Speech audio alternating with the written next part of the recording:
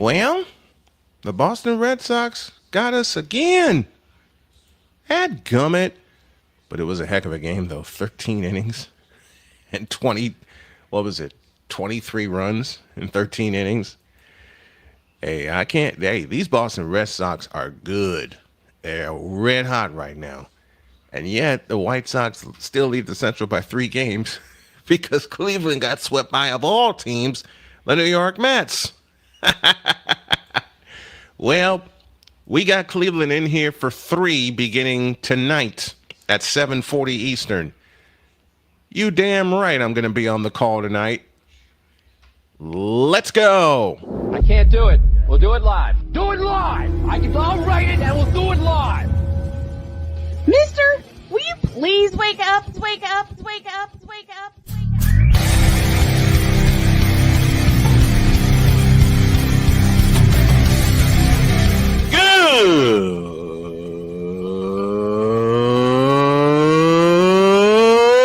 Good morning. Snowman here to all you Brock Purdy and San Francisco 49er haters. Shut up! I gotta thank you, Shane. I mean, whatever happened to the games where breaking 100 points was, I don't know, unusual?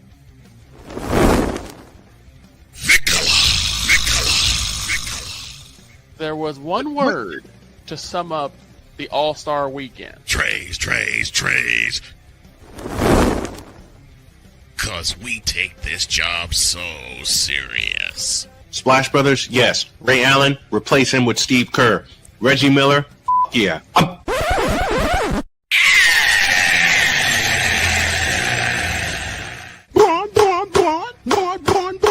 What in the all types of blue hell? I have no idea. Oh, yeah!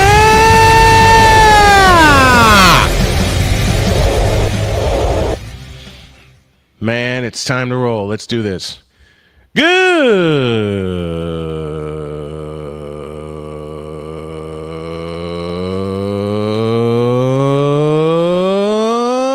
morning. And welcome one and all to the fabulous, fantastic football Friday edition of Snowman in the Morning. Glad to have y'all with us, and we got a full house today. Mike Debate is scheduled to be here at 5 past the hour. We'll see how that goes, and if he does come in, I know he's got a lot going on covering the Patriots and all, but if he makes it, we got a lot to catch up on and a lot to catch up with.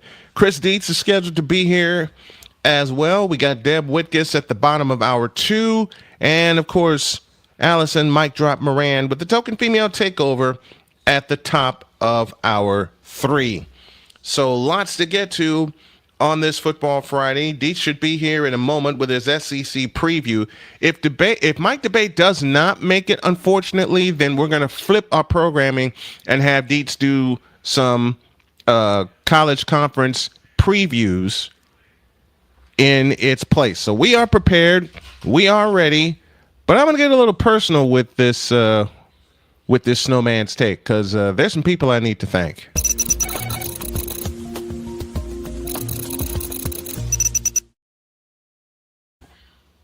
Where do I begin? So many people, so many fans. You know what? Chris Bass said it best. The late, great Chris Bass said it best. Tell 5 of your friends and 8 of your enemies that Chris Bass will be in the air. Well, I suggest y'all tell 10 of your friends and 20 of your enemies that the Snowman will always be here with his crew 5 days a week. It's about consistency, and thank you, A. Pizzle, for that. It's about discovering what I love to do again. And that took a long time. After cancer surgery, that took a long time to find. I am not kidding. Because there are days, and I still have them, there are days where I feel good and ready to roll. And then there are days I'm like, I don't want to do this thing, but I do want to do this. Let me assure you, I do want to do this. As I said, it's taken a long time for me to get back to who I am and what I love to do. And Zykia McCoy, thank you for coming in. But I found it. And like I said, I have a lot of people to thank, and I don't know where to begin. The big dog, Shane Lake, for taking the producer's chair after Cole Johnson went off on his venture. Cole Johnson, especially for being the EP emeritus. The show would not have grown without him. Thank you to the fans for the last 12 years. I appreciate it. Season 13 is on the way. Thank you to all of the folks who have been guests on the show, like my friends Bill Schoenig, former voice of the Spurs. He's kind of semi-retired, but he's still doing play-by-play down in Texas. Gary Rima, who retired from the University of Northern Iowa as its longtime voice, 30-plus years there. Tim Roy, 30-plus years as the radio voice of the Golden State Warriors. He was a guest. I mentioned Bill Schoenig already. He's a constant guest. Mike Debate, my senior NFL insider. Chris Dietz for Totally Dietz. WHITCAS Playbook with Deb Whitcas. She'll be here later today, and I'll throw her some flowers. Mike Drop Moran. What can I say? 14 years ago, I met that pretty lady. And 14 years ago, she became one of my best friends. And we discovered each other at a Sky game that we both were covering. Allison was running late, God bless her, and we just found each other. She's been one of my best friends since. Speaking of best friends, James McCallum, my friend of some 4 decades. Do you know how many lessons you have taught me? And do you know how many times it took me a while to catch them? But hanging out on the South Side, man, we had a lot of fun. And to this day, we stay in contact. So I appreciate you, not just for that, but for just being my friend. I mean it. His birthday is coming up very soon. And another broadcaster who's become one of my best friends, and that is Joshua Jackson, who is down at Savannah State. I'll tell you what, let me get back to James for a minute. Since I met this fellow at St. Margaret of Scotland School, we became best friends then. I love hanging out with you, James. No matter what age we are. We have been through a lot together and in our separate lives. But you've always been there, my man. You especially have been there very, very close since 2015 when I was going through hell in a handbasket. I cannot thank you enough for your friendship. I cannot thank you enough for your guidance. And I can't thank you enough for the silly times we have spent together over the course of 40 years. And if I snag the Chicago Football Classic, you, my friend, have to be in the booth with the production crew. Simple as that. I know you have a birthday coming up, my friend. Happy birthday. I love you. And hopefully soon I'll get a chance to see you back home in Chicago. Now, speaking of thanking people, Vic Law's in the house. Speaking of Chicago, how are you, brother? I'm doing good. How about yourself? I'm doing good, man. I'm just thanking some people here. And I know I did this yesterday for him, but I got to do it again today because when you love somebody like I love Victor, you thank him every day for being there. During the times of during the hellacious times that I had in my life, Victor's always been in my corner. And what's that saying of yours about starting with an idea? You get an idea, you create a foundation. The foundation is strong, it attracts others, and that idea becomes an institution. That advice right there he gave me some 10 years ago has stuck with me. It has stuck with me. And I finally got the message. I had been flying by the seat of my pants for 25 years. Somehow it's worked. Let's be real. Somehow it's worked. But now I have to get better in my planning, which I am, and in my execution. There's a few other people. Well, let me get to Wise El Jefe. Man, when you helped Cole take the chair when I was in surgery, you were a master at that craft. And now, Stuck in My Mind podcast is flying off the hook. Mm-hmm. I couldn't be more proud of you, Wise. I could not. I mean this with all of my heart. I could not be more proud of you. And it grows every day. I love you, Wise El Jefe. And as I mentioned, Mr. Cole Johnson, who took the producer's chair, until him, I've never had a partner do Snowman in the Morning with me. I've had people call in as guests, and Cole was doing that on a consistent basis. But when I tell you the show grew when he came along as my partner, it did just that. And then I had an audience I thought I'd never have. In some cases, still don't believe it. So Cole Johnson, I owe a lot to you. I'll say more to him later on today. Mention Wise, mention Chris. Man, Chris Dietz is a nut.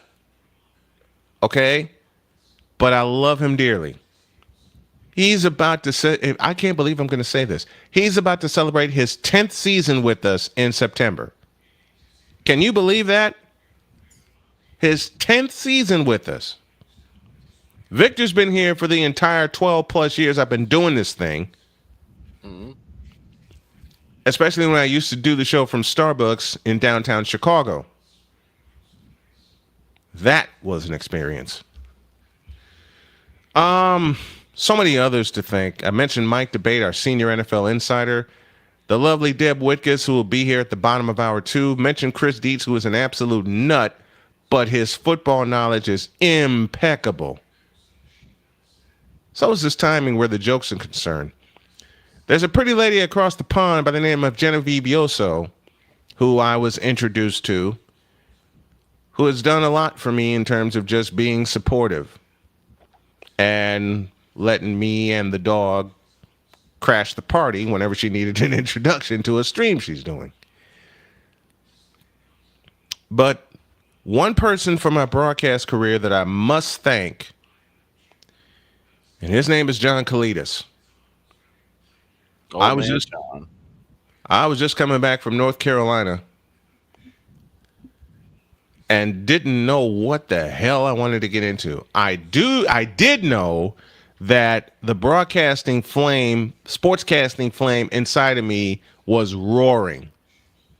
And I didn't know where to start because I did not have a degree, even though I did go to Northwestern for a while.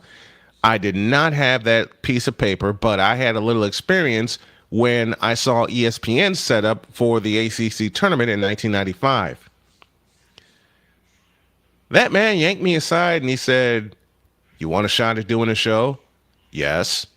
"You want a shot at covering the Cougars for basketball?" "Yes." "You have it through the radio station." "What?" "Don't what me. I trust you." He said those words to me. He said, "I trust you." And it all started with me doing an impression of Jim Durham. And I know part of him thought I was crazy. But at that time, I was dealing with a marriage that was failing already. I was dealing with living with my parents while I was married. And John gave me the key to what is now almost 31 years of broadcasting. So, Mr. Kalidas, I owe you a lot. And I can't say enough how much you mean to me. Now, to get really, really personal, the other person I need to thank with a brood in front of me is Jody. I know she doesn't like it sometimes when I brag on her on the air, but baby, I can't help it. I can't help bragging on you, my beautiful daughter Sonia, my beautiful daughter Cheyenne, my baby boy Dakota, Carmen, Samantha, all of my kids. I can't help but brag on my family. Do they give me a lot of mess? You know it. You've seen Cheyenne do it. You've seen Dakota do it. You doggone well have seen Jody do it. But Jody is my rock. Jody is my foundation. Jody got me back going again. When she told me during a moment where she saw me that she thought I had quit, that woke me up. I was weaker than a kitten at the time, but that woke me up. And it's gotten me back to where I am today. I have an ultimate goal, yes. But I have to show a little patience. And anybody who knows me or knows of me knows patience isn't my thing.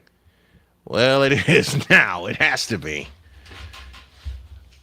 And my care team here, including Dr. Attila Nakib, who is now in Boston. You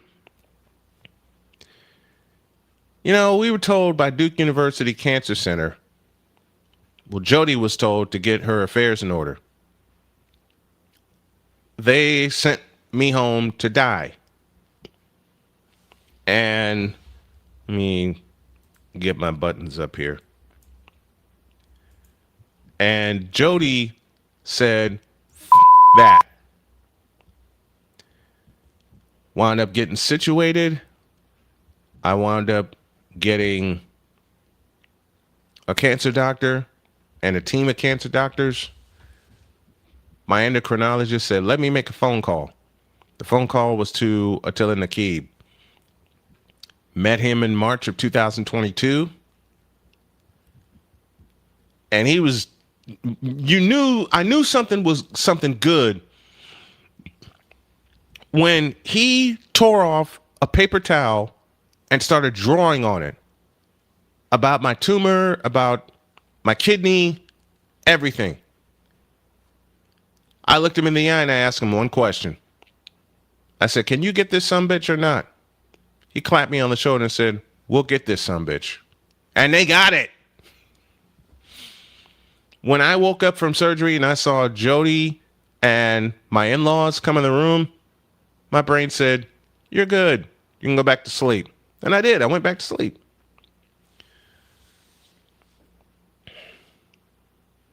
But I wouldn't be here without them. I mean that from every part of my heart. I wouldn't be here without you guys giving me well wishes, pushing me forward. There's too many of those people to thank just for that. I wouldn't be here without my crew, Victor, McCarthy, the dog, Droid, Dietz, Whitcas, Allison Moran, Miss Jan, Genevieve Yoso, yep. And to think we have a two-time Emmy Award winner, a two-time Emmy Award-winning producer. Mm-hmm. That's a regular part of the team.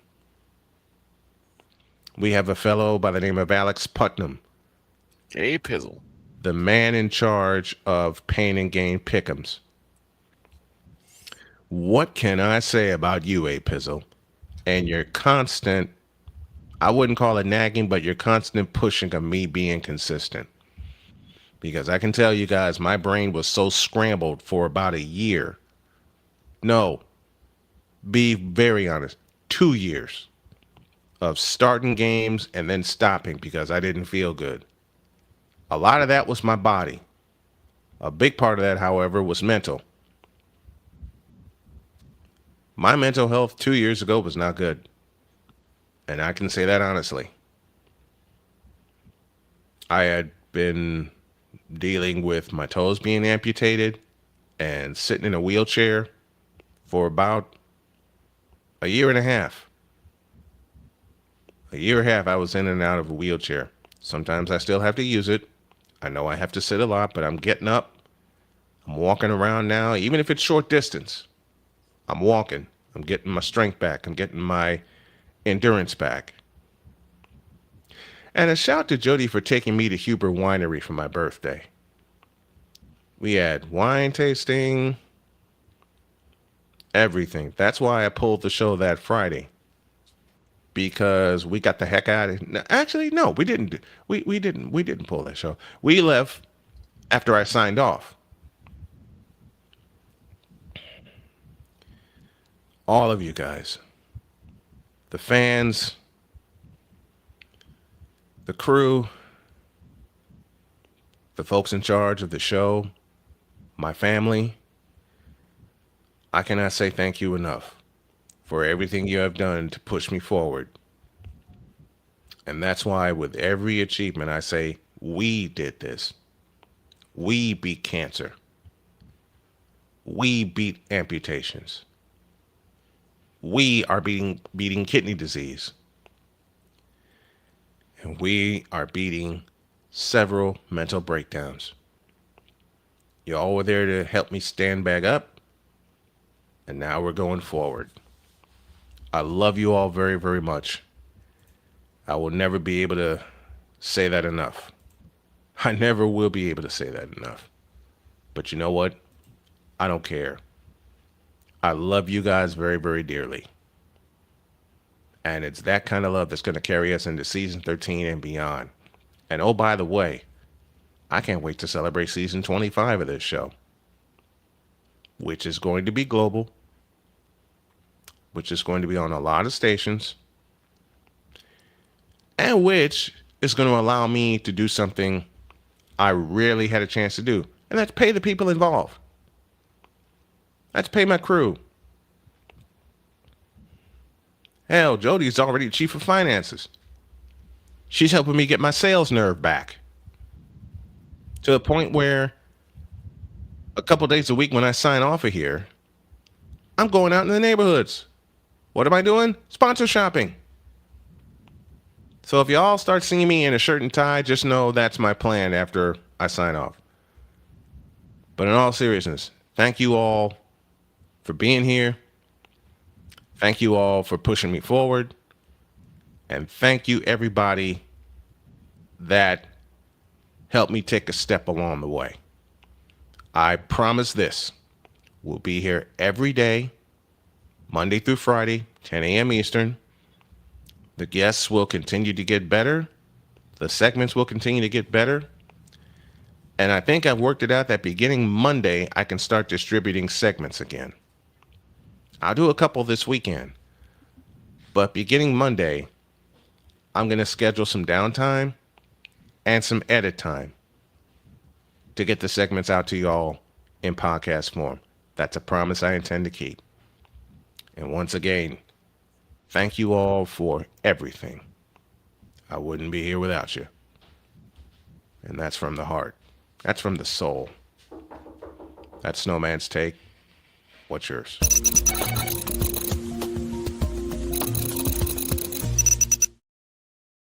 Coming up after the break, we're going to talk a little more football and what is the expectation of the Chicago Bears.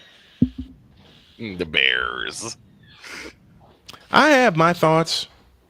I'll express them after the break. Snowman in the morning, back in the deuce. This is Snowman in the Morning. The original Think Drink is back. Level up with proven ingredients formulated to crush your competition. No gimmicks, no jitters, no messing around. Just high potency results that keep you moving day or night. There's a new nerd in town, and we came to play. Nerd Focus. Smarter than energy. Here's an important message from the Diabetes Solution Center. Do you like pricking your fingers to test your blood sugar levels? No one does, but it's important to maintain your health. And now, by wearing a small remote device called a continuous glucose monitor, or CGM, you don't need to prick your fingers anymore. It's easy to use and helps you make more accurate diabetes treatment decisions. If you are testing your blood sugar 3 or more times daily, injecting insulin, or using an insulin pump, call the Diabetes Solution Center right now. And if you have Medicare or most major insurance coverage, you may be able to get a new CGM at little to no out-of-pocket cost. Shipping is free, and we'll even bill your insurance company for you. If you are testing your blood sugar 3 or more times daily, injecting insulin, or using an insulin pump, call the Diabetes Solution Center right now to learn how to end the painful finger sticks and get your own continuous glucose monitor, or CGM, at little to no out-of-pocket cost.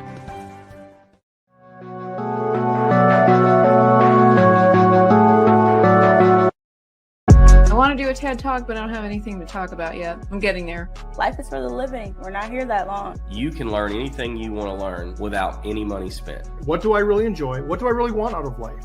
I am your host, WIZE. Are you in a life holding pattern? Well, this is for you.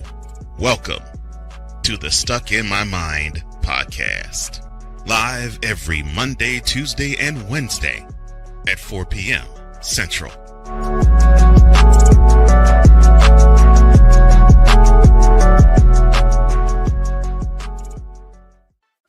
Drew Willingham.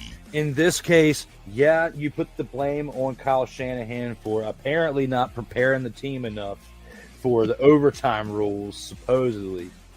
Cole Johnson. Peyton was considered the winner, and he was the darling of all darlings for Gerald. With a special appearance by Tyrone Alizé McDummy. Ain't nobody calling me. Text delete, delete, delete, delete, delete, delete. Join these two football enthusiasts as they give you Total Football Talk. Live every Monday at 4 p.m. Eastern, 3 p.m. Central on the Sertoba Media and the Comey Media YouTube channels.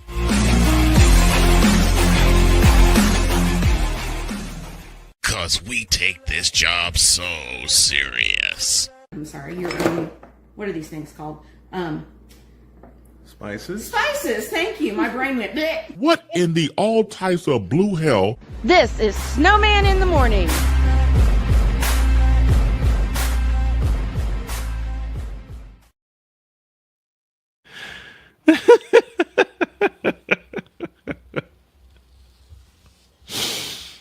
Y'all don't know how much that clip always makes me giggle. 28 after the hour, Snowman and Vickala hanging out on a fabulous, fantastic football Friday edition of Snowman in the Morning. And of course, I've gotten a lot of questions about the NFL. Mm-hmm. Speaking of which. Yes, sir. Somehow. Some way. We predicted the preseason opener in our simulation of the NFL Cup. Yes, we did. If you guys don't know, yesterday was the start of the preseason with the Carolina Panthers taking on the Arizona Cardinals. But I gotta tell you, that was a darn good game. Yes, it was. That was a darn good game. What was the final? 30-27? 33-30. 33 to wow. Yeah. 63 points in a Hall of Fame game. Yeah. Final score was 33-30. Ends on, I had to say, a pretty gutsy call. Now, granted, it's the preseason, so yeah, these scores don't matter, but it was good to kind of see them really lay it on the line. Mm-hmm. Final score was by Haynes King. Haynes King ran in for a touchdown to finish the game off. King went 21-34, 180 yards with 2 touchdowns. Pickett was 8 of 11, 62 for a pick. That's on the Panther side. On the Card side, Beck had 15 of 19, 188 with a touchdown and a sack, excuse me. Did Carson Beck play the whole game? No. I think Slovis had either taken over or had started. He went 9 for 10, 106 yards, 1 touchdown, and 1 sack. We also got to see a peanut punch in the Hall of Fame. We met him. Charles Peanut Tillman. Funniest guy I've ever met. Oh, he was a riot. Peanut was when I was covering volleyball at Chicago State, Peanut would be there. Mm-hmm. Yep, I remember. And we're like, that's not Charles Tillman, is it? We're like, yes, no, it is. We're looking like, no, I think it is actually. And we're wondering, what the hell is he doing here? Right. Man, what the hell is Charles Peanut Tillman doing at Chicago State University? Well, we got our answer. Right. He had a reason. He certainly did have a reason. How, I don't know, but hell with it. So, and I think actually when it came, because we picked the worst teams, I think with that game, we actually did pick the Cardinals. That's the case that we actually picked for the team to actually lose. We did. I don't know how. I really don't know how. I guess we all need Swami hats at this point.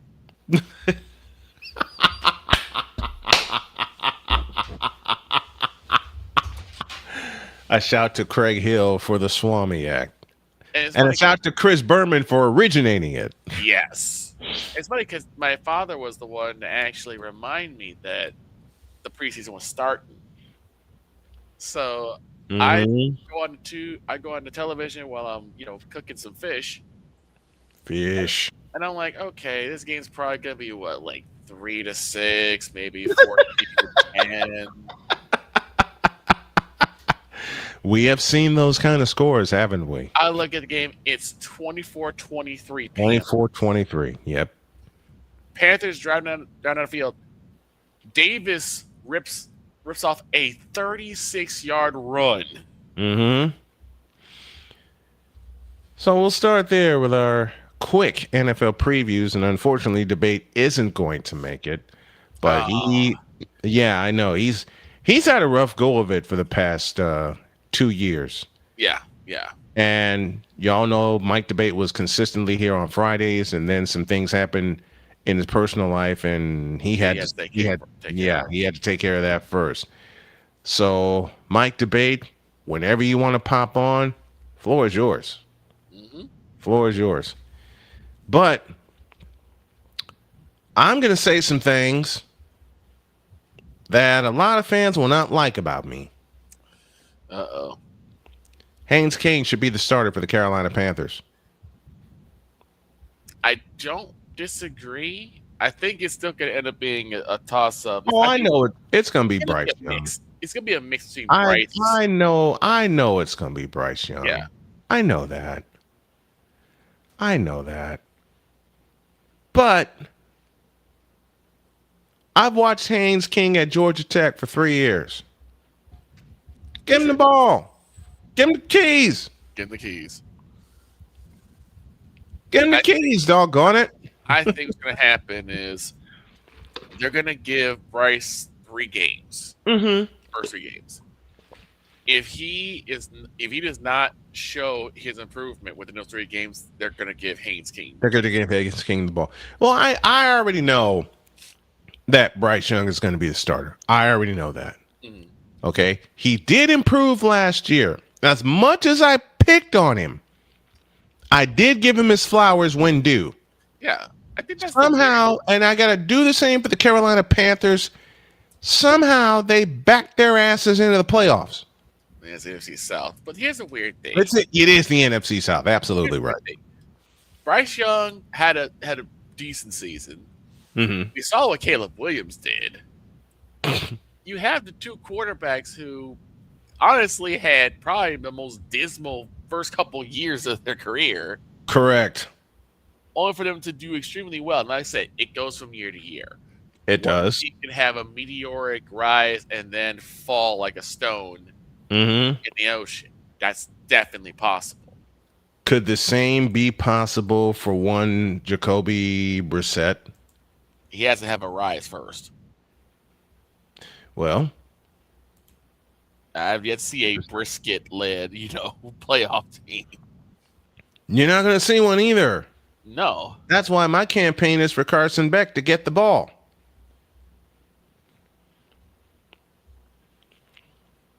Yeah. Is that going to happen? Probably not, because they just extended Brissett. Probably not. So they have to play. They have to start him. He's the veteran.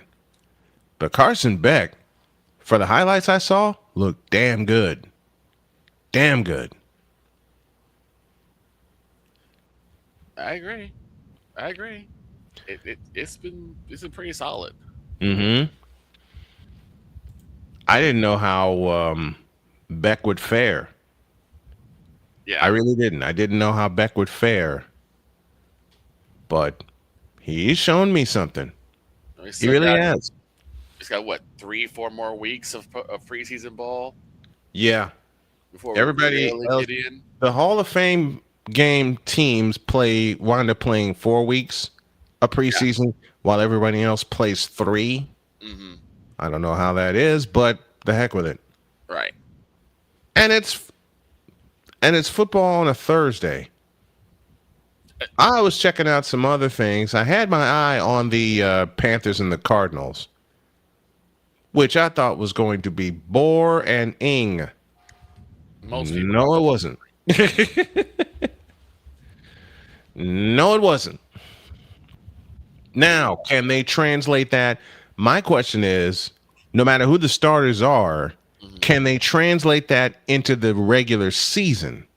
It's gonna come down to, because mind you, this was a game where a lot of the subs played. Right. Because they're playing for jobs. Right. They're playing for jobs. They're playing for spots on either the teams they're with now or other teams that could pick them up at the end of the preseason. Right. So, because there will be cuts made, and you got to be ready to make some cuts. I know that. So they're playing for jobs. A lot of these subs that are seeing major time, they're playing for jobs. Right. So we don't know what's going to happen in the regular season. Mm-mm. Because we don't know who's going to be on a team for the regular season. True. Now, also there's people in the draft too. Mm-hmm. So we'll have to see how that works. But why do we have the NFC South? Why? Carolina and listen, Carolina was in the NFC West. Mm-hmm. So was Atlanta. Kick Seattle out of the West. Get your asses back in the AFC West. Mind you, this is the divisions I remember when I was growing up, okay? Mm-hmm. Okay. I'll save that for another day. 33-30 was your final on the Hall of Fame game. Everyone who watched it, hope you enjoyed it. And we gotta take another break. I'm getting playfully yelled at, so we'll stay on target here. After a break, I promise, the plight of the Chicago Bears. God help us. Oh boy. Football Friday continues in the deuce. This is Snowman in the Morning. During bad weather, driving can become downright dangerous. What's your emergency, please? Trust Battle Vision Storm, the revolutionary glare reduction glasses that turn your sight bright during bad weather at night or during the day. Watch your ordinary vision become extraordinary. Battle Vision Storm uses light optimizing lenses that block blue rays so you see clearly in heavy rain at night or blinding snow during the day. Heavy rain, snow, Sleet or fog can make it impossible to drive. Not with Battle Vision Storm. Get your Battle Vision Storm for only $19.99. But wait, due to rising costs and supply chain shortages, this may be your last chance to get your very own at this low price. There is a strict limit of 4 Battle Vision Storm per order while supplies last. Don't wait, order now. Call 1-800-483-6319 or visit battlevisionstorm.com. So call 1-800-483-6319 now. Here's an important message from the Diabetes Solution Center. Do you like pricking your fingers to test your blood sugar levels? No one does, but it's important to maintain your health. And now, by wearing a small remote device called a continuous glucose monitor, or CGM, you don't need to prick your fingers anymore. It's easy to use and helps you make more accurate diabetes treatment decisions. If you are testing your blood sugar 3 or more times daily, injecting insulin, or using an insulin pump, call the Diabetes Solution Center right now. And if you have Medicare or most major insurance coverage, you may be able to get a new CGM at little to no out-of-pocket cost. Shipping is free, and we'll even bill your insurance company for you. If you are testing your blood sugar 3 or more times daily, injecting insulin, or using an insulin pump, call the Diabetes Solution Center right now to learn how to end the painful finger sticks and get your own continuous glucose monitor, or CGM, at little to no out-of-pocket cost. Whether it's news, the largest egg producer finds bird flu in chickens at a Texas plant, weather, devastating tornadoes rip through the heart of the United States, inspiration, a breast cancer survivor completed the journey of chemotherapy, and now begins a future one of matrimony, or sports. Michael Jordan is shown on a photo with Diddy. LeBron James has a video extolling the virtues of a Diddy party. This has been yet another beating a dead horse presentation. We got you covered. BS3 Network, in association with Comey Media Incorporated, proudly present The Morning Shift with Cole Johnson. Live every weekday at 8 a.m. Eastern, 7 a.m. Central.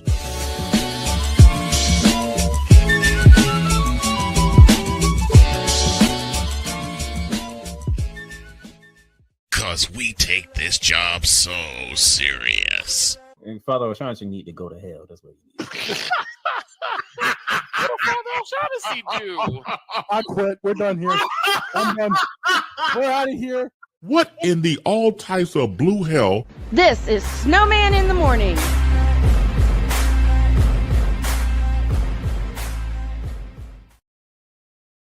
What did Father O'Shaughnessy do? I have no idea. 42 after the hour on this Football Friday on Snowman in the Morning. This portion is brought to you by Fanatics, officially licensed everything. Now we get to our team previews, and we're going to be doing this all throughout the preseason, or all throughout the rest of the summer. We start in my hometown of Chicago with the Chicago Bears. Yep. Who were 11-6 last year, made the playoffs, and my question is how? I'll tell you how. That offense. Yeah. I will give the flowers where it is due. Victor has bugged the daylights out of me, saying, hey, you got to give the offense their credit. I did that in week 17 after a shootout with San Francisco. Let's be honest. Yeah. Let's be totally real. When that Bears offense is cooking, wow. That was a Jim Ross slobber knocker. It was a high scoring slobber knocker. It was a combination of the old school NBA and the current NFL at the same time. There was only, and you know what? There's one stat from that game that define the Chicago Bears for me going forward. They had the only sack of the game. Yeah. They had the only sack of the game. Plus, they started the game with a pick six from their defense. Right. 984 yards in that game. But I say all that to say this. The Bears offense can cook. Yes. You heard it from me. As much as I pick on my hometown Bears, look, the Chicago Bears can cook on offense. Yeah. Hell, 38 38 points and 412 yards. I got nothing against that at all. No. I got nothing against them beating Green Bay on the last play of the game 2 times. And now that's for you, Pizzle. And what was so bad about that second one on the wildcard game was Brandon McManus basically destroyed every chance the Packers had.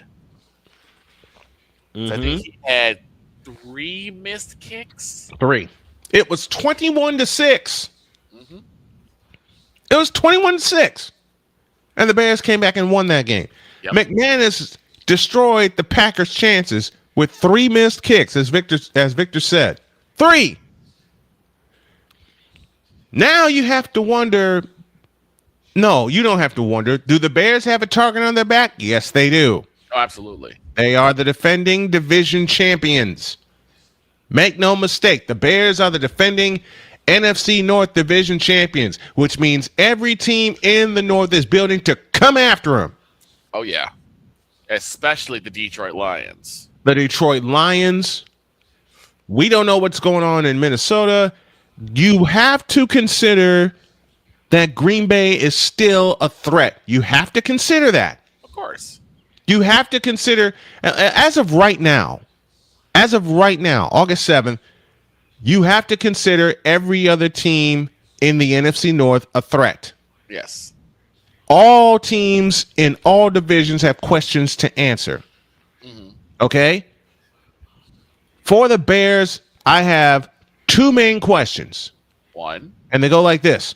1, can Caleb Williams and the offense do it again? That's the big question.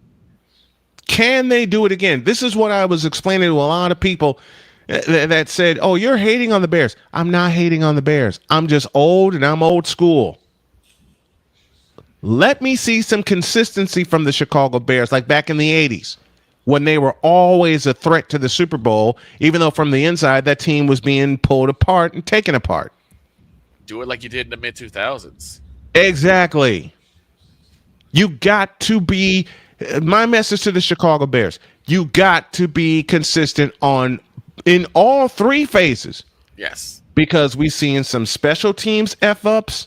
We've seen some defensive F-ups. I mean, late in the season, the Bears were giving up 30 points a game. Right. And again, I referenced week 17. They gave up 42 to the 49ers.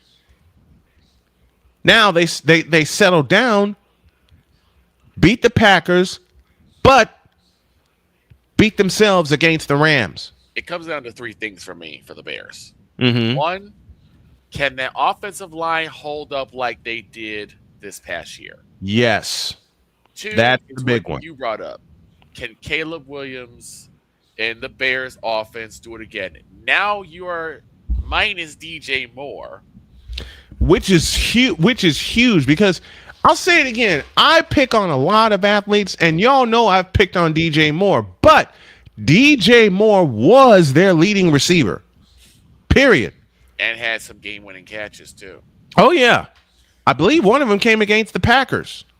The Christmas game. The regular season overtime miracle came again. That DJ Moore caught that last pass. The miracle on Lakeshore Drive. The miracle on Lakeshore Drive, absolutely. But the third one for me is, can the Bears win without having to go down a severe deficit? I understand winning is winning, but you cannot rest your laurels. You cannot hang your hat on the fact that you had to go down 20, 30 points and then come roaring back at the end. You don't have that much time. Case in point, what happened with the Los Angeles Rams? Right. Absolutely right. The Bears were down. They came roaring back, but didn't have enough time. And unfortunately, interceptions shut the door.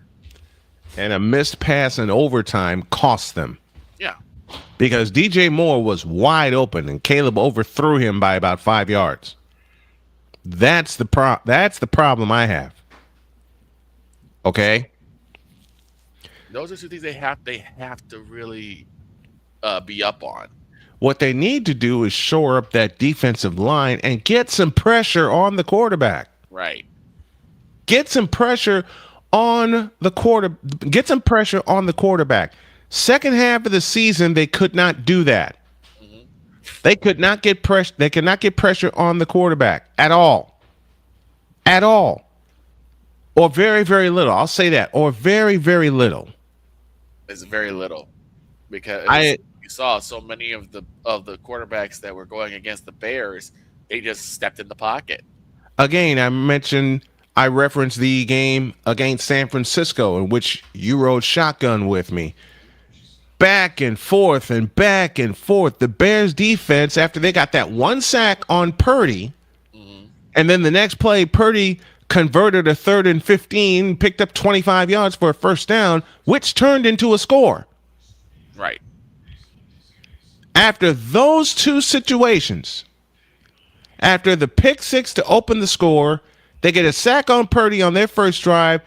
What the 49ers do all the time, zip up and down the field with no resistance. If you're the Chicago Bears defensive coordinator, Dennis Allen, you need to get your defense to provide some resistance against teams that love to move the ball and can move it at will. I'll repeat myself. If you're Dennis Allen and you're the defensive coordinator of the Chicago Bears, you have to find a way to get some pressure on the quarterback and get home. You got to. Because a couple times they couldn't get to Matthew Stafford and it cost them. A couple times they couldn't get to Jordan Love and it cost them in Green Bay. Yeah. And again, week 17 in San Francisco. Yep. After one sack, and that was the only sack of the game. That was the only sack of the game. They could not get to Purdy. Especially, it was 28 apiece, and I think you remember this play. 28 apiece, 3rd and goal for the 49ers.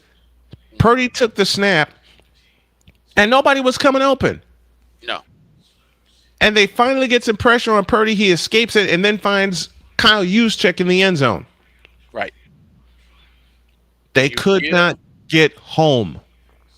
A lot of people talk about weapons when it comes to quarterbacks. You know what the greatest weapon for a quarterback is? Time. Time. Know what the second greatest weapon for a quarterback is? His legs.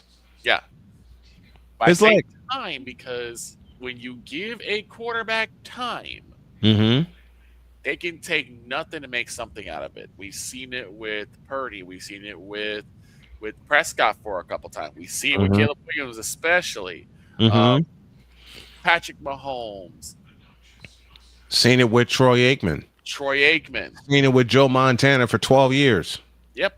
Seen it with Steve. Oh, God. Seen it with Steve Young. We're seeing it with Drake May, too. We are. Seen it with Sam Darnold. Who's having a renaissance. Right? Time is the key. When you give a quarterback time, to make sound decisions, he will carve a defense up every time. Yeah. Again, the game with Frisco. Yeah. The game with Frisco. The most important thing for a quarterback to have is what? Time. After that one sack on Purdy on their first drive, Purdy basically had nothing but time. There were only a grand total of 3 punts in that game. 3. No, correction, 4. 2 by the Bears, 2 by the 49ers. Other than that, Purdy had all the time in the world. Right. So did Caleb Williams. Let's not forget that we didn't get to Caleb Williams once. Right. I'll talk more about the 49ers at the top of the hour. We didn't get to Caleb Williams once, but the pressure was there. The difference between what the Bears did to the 49ers defensively and what the 49ers did to the Bears, the pressure was there from San Francisco and forced Caleb Williams into some bad throws. Yes.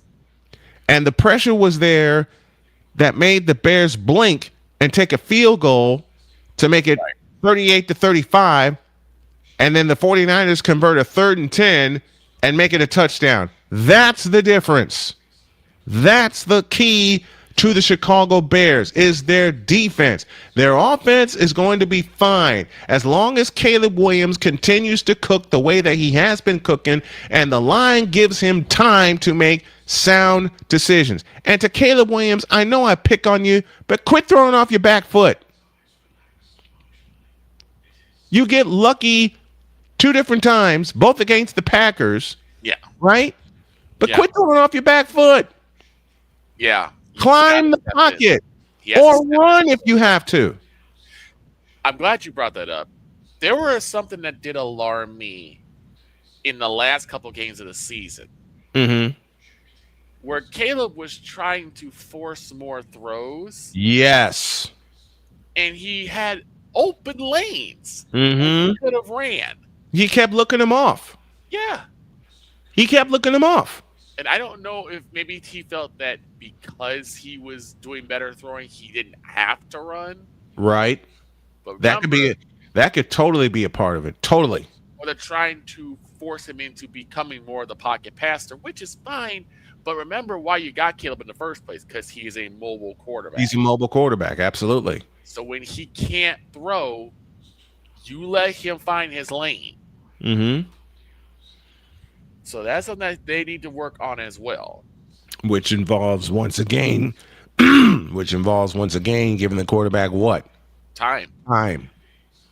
That offensive line, as much as it stood up during the regular season, and Caleb Williams took less sacks than he did last year. Yep. Time ran out. Yeah. Late in the season on that offensive line, which was terrific, by the way, time ran out. Yes. Let me just be real. That offensive line, until about week 12, was terrific. It held up. But then they started getting figured out, and they got beat up, and then just simply ran out of time when the Rams came to town. They ran out of gas. They ran out of gas. So those are the keys for me. Can Caleb Williams do it again? Do I have my doubts? Yes. Can he erase them? Yes, he can. Yes. Yes, he can. I'm not that cruel where I don't give what I see credit where it's due. Mm-hmm. So the Bears offense cooked all year. Right. They got their act together, but now they have a schedule where they face Detroit on Thanksgiving, and we all know what happened there 2 years ago. Yeah, just be smart. Okay? Y'all just be smart about what you build and who you let in and all that stuff, and you're fine. You will be a playoff team. I predict the Bears will be a playoff team, if not a division champion. Mm-hmm. The only team I see on paper they have to worry about in the division are the Detroit Lions. Now, I could be proven totally wrong about that. I could be proven totally wrong about that because Jordan Love and the Packers are still waiting in the wings. And that's the thing. Jordan Love, he also has a long memory. Yes, he does. So do the Packers. We'll just have to see what happens. Coming up at the top of hour 2, I'll talk about my team, the San Francisco 49ers. The injuries are stacking up, and the Niners are saying, we don't care. We're going to play anyway. Where have I seen that? Taking some hits too. Where have I seen this act before? Right. I'll talk about it when we do. Huh? We've seen this movie before too. Yes, we have seen this movie before. Hour 2, introduce. This is Snowman in the Morning. SeatGeek is the ticketing app for fans like Boomstick Lady. No free throw is safe from the roar of her sticks. SeatGeek helps her find a seat in the direct eye line of the shooter so she can sit where her boomsticks make the biggest boom. Everybody okay? SeatGeek handles the tickets to sports, concerts, and more, so fans can fan. During bad weather, driving can become downright dangerous. What's your emergency, please? Trust Battle Vision Storm, the revolutionary glare reduction glasses that turn your sight bright during bad weather at night or during the day. Watch your ordinary vision become extraordinary. Battle Vision Storm uses light optimizing lenses that block blue rays so you see clearly in heavy rain at night or blinding snow during the day. Heavy rain, snow, Sleet or fog can make it impossible to drive. Not with Battle Vision Storm. Get your Battle Vision Storm for only $19.99. But wait, due to rising costs and supply chain shortages, this may be your last chance to get your very own at this low price. There is a strict limit of 4 Battle Vision Storm per order while supplies last. Don't wait, order now. Call 1-800-483-6319 or visit battlevisionstorm.com. So call 1-800-483-6319 now.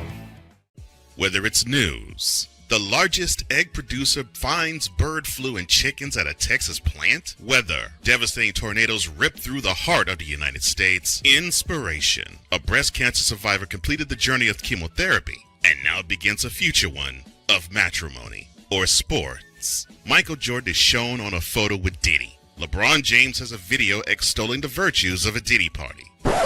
This has been yet another beating a dead horse presentation. We got you covered.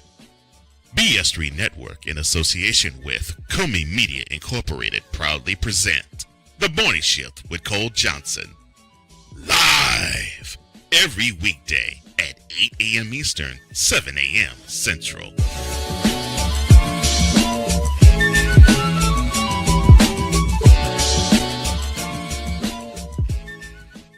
Here's an important message from the Diabetes Solution Center. Do you like pricking your fingers to test your blood sugar levels? No one does, but it's important to maintain your health. And now, by wearing a small remote device called a continuous glucose monitor, or CGM, you don't need to prick your fingers anymore. It's easy to use and helps you make more accurate diabetes treatment decisions. If you are testing your blood sugar 3 or more times daily, injecting insulin, or using an insulin pump, call the Diabetes Solution Center right now. And if you have Medicare or most major insurance coverage, you may be able to get a new CGM at little to no out-of-pocket cost. Shipping is free, and we'll even bill your insurance company for you. If you are testing your blood sugar 3 or more times daily, injecting insulin, or using an insulin pump, call the Diabetes Solution Center right now to learn how to end the painful finger sticks and get your own continuous glucose monitor, or CGM, at little to no out-of-pocket cost.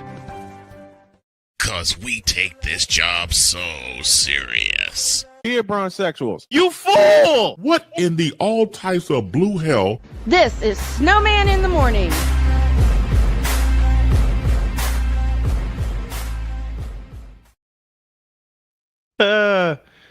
I had fun making those, and I'm going to improve them. How, you ask? Don't ask. Don't ask. That again. Of course he is. He said, "I'm not." Shut up. Why can I hear myself? We've been having this issue for a bit. It's the carrier. Yep. As a matter of fact, we discussed the Bears last segment, and all I can think of is ball goes bent to Caleb Williams. Exactly. oh jeez. Not yet. Please. No. Because I have a little business to take care of. 11:04, we owe you an ID. This is Snowman in the Morning. You're listening to WQVZ, 1700 AM Mission Radio. Broadcasting live in your region, across our nation, and around the world. This is Snowman Multimedia. I'm on Alarm Island. The f*** is that? You, sir, are a troll. Hemorrhoid. Lebron. Hemorrhoid. Ball goes bent to Caleb Williams. Give me them cocks! It's really, in the end, basically a skill issue. And Father O'Shaughnessy need to go to hell. Now get out of my face, you thirsty bitches. Sorry. It's like the commission. Yeah, that's what it means. Right. What, KZR? What is your question? So we all watched Carolina, Arizona. We needed a hit of our football for the month of August. Okay.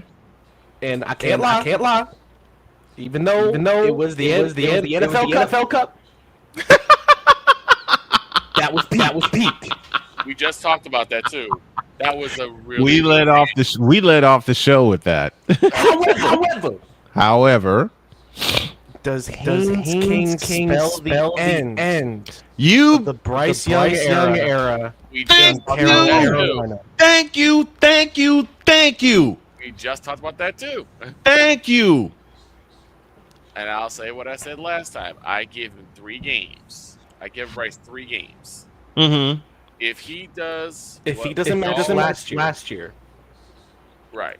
If he does what we know him to do, which is probably go 15 for 30, 120 yards and like 3 interceptions, then pull him.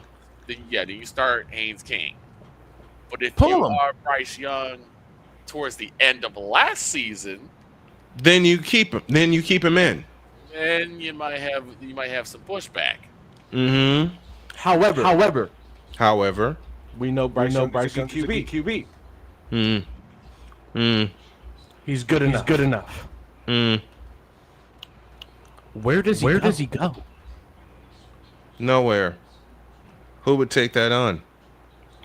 The Jets. I can name a few. You know what? Teams. You know what? The Jets. The Jets. I can because they name definitely teams. Okay. Like who? 2 of them are in the AFCs. Okay. Pizzle. I'm sorry. The Miami Dolphins. Miami. Yeah. New York Jets. Because they Yeah, both we need were a thinking starting about caliber quarterback. The Jets have not had a starting quarterback, a real bona fide starting quarterback since Chad Pennington. And to be fair, I thought you were going to say Joe Namath. Don't tempt me and don't summon McCarthy, okay? to be fair, the Jets do have some weapons. They do. Who's going to throw to them? Right. They've traded all their good players away. Yes. The only good player remaining in New York, and I pray for him, Jermaine Johnson. Right, JJ. No, Garrett Wilson. I pray for him. But I'll say it again. I know I'm stuttering because I'm getting excited about this subject. I saw what he put. Caleb Hernandez at it again. What did he put in here? Bryce to Pittsburgh. Oh my Lord! You know what? That would summon Mike Tomlin. We do not care. How about We do not care. Cleveland? No, they're not. No. They're not doing that. They have Hell money. no. They have no. Hell money. no. The Jets, Miami. I think the Cards could use it. Carson Beck is looking nice, but it's like I need more from Carson Beck. Well, it's the first preseason game. You're going to see more of Carson Beck. What's another team that needs a quarterback? Raiders, but they got Mendoza. Fernando Mendoza is going to be their starter. He can go to Saints. Watch this. Oh, the Saints? Good backup? You know, they're high on Tyler Shook. Why? I don't know. Wait, no. Why? I don't know. Division rival. The Atlanta Laughingstock Falcons. The Mylanta Turkeys. Well, that's turkeys. I wouldn't trust them there. No. Simple reason, the quarterback's getting injured too doggone much. You're trading for another. What'd you say? Go ahead, Drew. I'm trying to think of another. It's like there's desperate for a quarterback. There's a team. Good quarterback. There are teams that are desperate for a quarterback, and the first two that we mentioned, Jets, the Miami Dolphins and the New York Jets, are desperate for a quarterback. Desperate. That's it. We're not saying that to throw shade on the Jets. It's No, not at all. Not at all. And Bryce has had his moments of genius, and maybe Aaron Glenn might be the guy to actually finally tap in and be that whisperer for Maybe. Damian Hernandez, Bryce to Pittsburgh makes sense because Rodgers is retiring, and it saves you a draft pick to waste on a quarterback. Well, here's my pushback to that, Damian. what if this upcoming quarterback class is actually a damn good class? It's supposed to Do be. you still make the move for Bryce Young? You can also use do you take a chance on a fresh arm? You also can expansion to Houston Oilers. Houston Oilers. Wow. We need an expansion team. No, we just need the Tennessee Titans to blow the joint and go back to Houston where they belong. How about this? Okay. Carolina Panthers, Bryce Young to Dallas Cowboys. No. No, I And we'll back up Prescott. No, he won't because he won't see the field. Right. The Cowboys, and Victor will agree with me when I say this. The Cowboys are too damn high on Dak Prescott. But who's your backup? That's the thing is that Exactly. they usually try to keep it to where it's who is our backup? I gotta make sure because it's not Cooper anymore. No, Cooper Rush is gone. Baltimore. And considering that Dak started pretty much every game. Baltimore. Well, oh, because yes, Lamar, it is you. Yes, Lamar, it is you. Joe Milton the third. Oh, Minson. Yeah. Mm-hmm. This man hasn't seen the field. No. No, I think He gets the luxury of wearing number 10? Wait a minute. I have the perfect team that could use Bryce Young. That is the Minnesota Vikings. And I was gonna say Caleb. The Minnesota Vikings would be a perfect. The Vikings would be a perfect landing spot for Bryce Young because J.J. McCarthy, who was held in so much high regard out of Michigan, that should tell you all you need to know. And then you have Kyler Murray. Okay. Right. I'm only doing this so I can get a horn thrown at me. Oh God. No, don't do it. Don't do it. Don't do it. Don't do it, man. Bryce Young to the Denver Broncos. Oh, hell no. Bishop Bullwinkle. Without getting us copyrighted. Hell no. To the no. If a horned agent of chaos just jumps in here and is like, "Excuse you." Miami Dolphins are like Kevin Hart right now. Help me.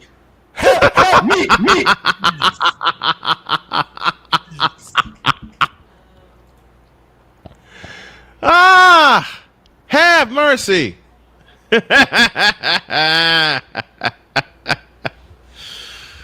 Oh, Lordy. Listen. What about Bryce to Atlanta? No, we're afraid that he would get hurt. Like Mr. Michael Penix. For the 50th time. For the 50th time. For the 50th time. Jeez Louise. And welcome to the Atlanta Falcons versus Los Angeles Rams. Aaron Donald combined for 2017. I could see that. I could totally see that. Bryce Young is getting today. Mm-hmm. Imagine Miles Garrett 10 sacks on Michael Penix. Oh my God. Oh Lord. You know, we did Bryce to ATL. We did that. For our European listeners, I have been tasked with giving you a European football comparison to every NFL team. Really? Oh Jesus! Here it comes. And it sucks.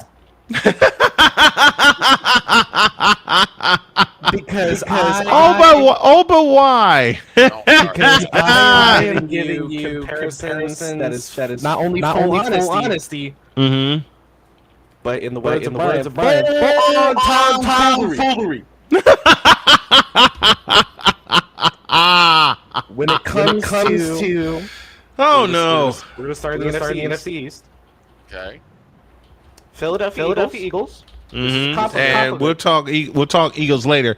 Hello to Rising Rhino. Aloha to you. Thanks for coming in. Jen's family's team. Manchester United is who I would say is the Philadelphia Eagles. Okay. Yikes. They had their glory years. Yep. But it just has not been quite the same as of recently. No, because every time the Eagles win the last 2 times the Eagles win a Super Bowl, they've fallen flat on their ass. Yeah.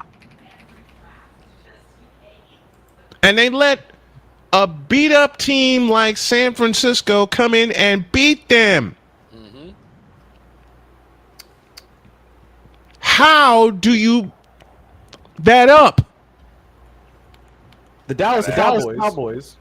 Oh boy. Select the off season. No, I'm kidding. Is the entirety of the Italian Syria. Because they used to have good teams. But now they just ain't the glory days no more. We ain't the 80s. No, there's a song by Bruce Springsteen called Glory Days. Will they ever play that in Dallas again?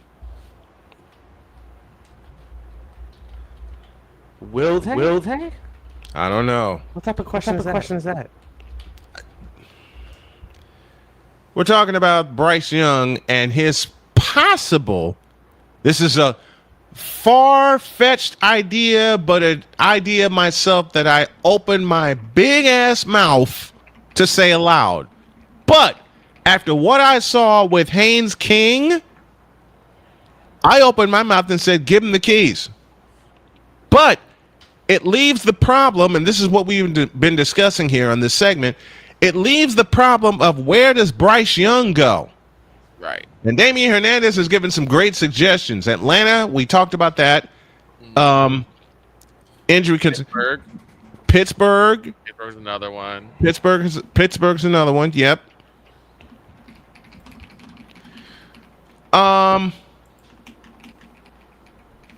Atlanta, Pittsburgh, the Jets, Miami. Bryce isn't going in. I know, Pizzle, we know this. We know, Pizzle, we know this. We're just happy. You know why Pizzle said that. Because Pizzle's like, no, do not bring Bryce Young over here. Nope. So, Pizzle's telling us basically, with his statement, Bryce isn't going anywhere, that he doesn't want to see Bryce at Joe Robbie Stadium. No. Leading that team. You already got Malik Willis. Which is enough headache enough. Which is so. Malik Willis. And Jay Spivey called it. Yeah. Malik Willis? Willis. No. It was Dietz that called. Dietz called it. Yes, he did. Dietz said that Malik Dietz Willis Stradamus. in Miami. Mm-hmm. Jay Spivey said, no, that's not happening. And it happened 30 minutes after we signed off the air. It happened just after Jay Spivey signed off. Mm-hmm. When the information Malik Willis to Miami. He's been named the starter. Pizzle, are you calling any Dolphin games this year? Nope. No, I'm pretty sure he will. Because I want him to jump on with me for week 2. Why, you ask? You know what Miami's playing? San Francisco. Yeah. Okay, Snowman, hear me out here, says Damien. What about Bryce to Indianapolis? Because let's face it, DJ can't stay healthy. You know what? Valid points. Yeah. Valid points.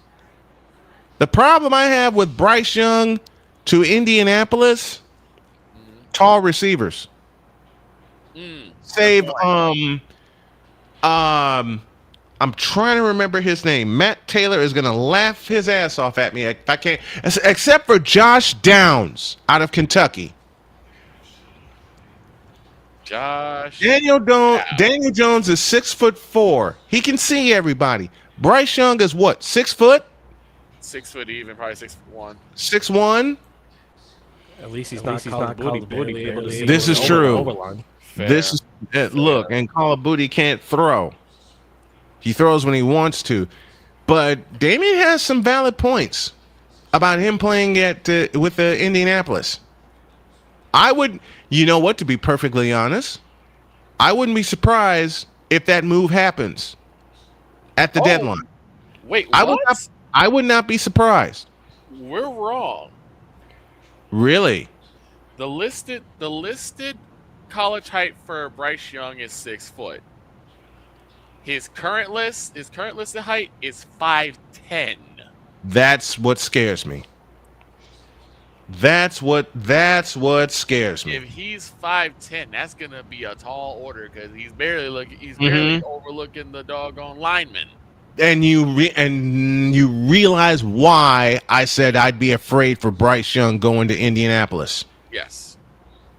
Now you realize why I'm scared about Bryce Young going to Indianapolis.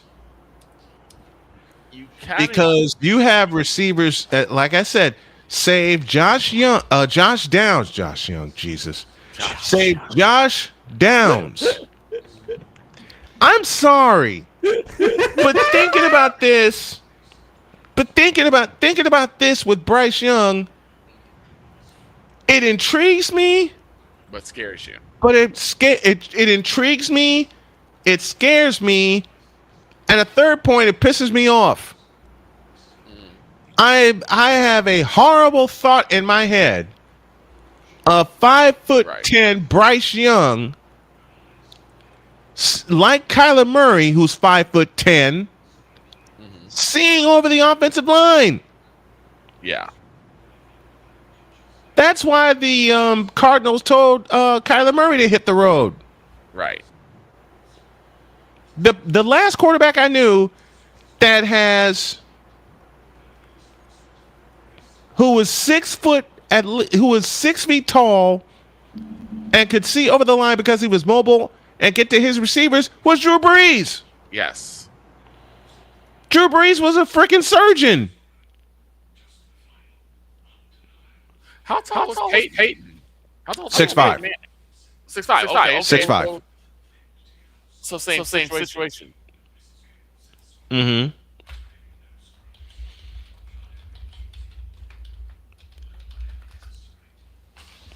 So same situation. Yep. Can you believe he? Yep, 6'5". Can you believe he spent 18 years in the NFL? 18. Are you out of your Damien? Are you out of your rabbit ass rat picking mind? Because Purdy is injury prone himself. Was injury prone. Was. Mac Jones. Hey, look. Give credit to Mac Jones. That's what I'm saying. That's what I'm saying. Bryce wouldn't make it in San Fran because we got Mac Jones. Mac Jones. Yes. Who filled in for Purdy for 8 games and won 6 of them. That was funny. That was funny though. Bryce to San Francisco. Good Lord. Snowman quit. I'd put this headset down and walk off and never come back. I see Bryce Young in San Francisco. Yeah, Bryce wouldn't even be able to listen. We have the best left tackle in the business in Trent Williams. Okay. Bryce takes a snap and can't even see over Trent Williams. I'm sorry in advance. Say it. Because I'm probably going to get a shoe thrown at me. Oh, no. Bryce Young to the LA Rams.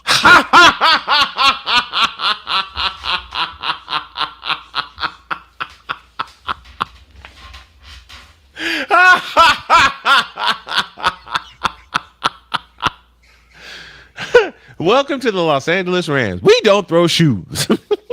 Well, no, they already picked quarterback already. Yes, they did. Right. You know what? Cole's going to throw a microphone at me. Oh, no. But Bryce to the Houston Texans. Well, You know what? Yeah. Yeah. I'm sorry, Deb. No, don't you even open your mouth. You know what? Say it. Say it. Say it. The Eagles. Back up Jalen Hurts. Do you know how much of a controversy that would be? Oh my God. No, Do you know how many times Deb would come on this show and swear? I don't think it's controversy because Jalen is. Yeah. He had one year. Jalen was a Super Bowl. Jalen was a Super Bowl MVP, and then I hate to say this, he's been a whole lot of meh. Yeah. This year wasn't the best one for him. It wasn't. So you're hoping that he bounces back. Yes. I'm hoping that the 49ers build on whatever the hell that was last year, and I'll get to that later. Okay, this place that Bryce could go. And that is? Washington. That wouldn't be bad at all. Because JD5, so he can prove that he can stay a full season. And I trust Marcus Mariota, not after what he basically delivered the Cowboys another win. Yes, he did. So, to the folks in Washington, I'll end with this before we go to break and we bring in Deb Whitcas. To the folks in Washington, stop getting around and turn the Commanders back into the Redskins. Will you please?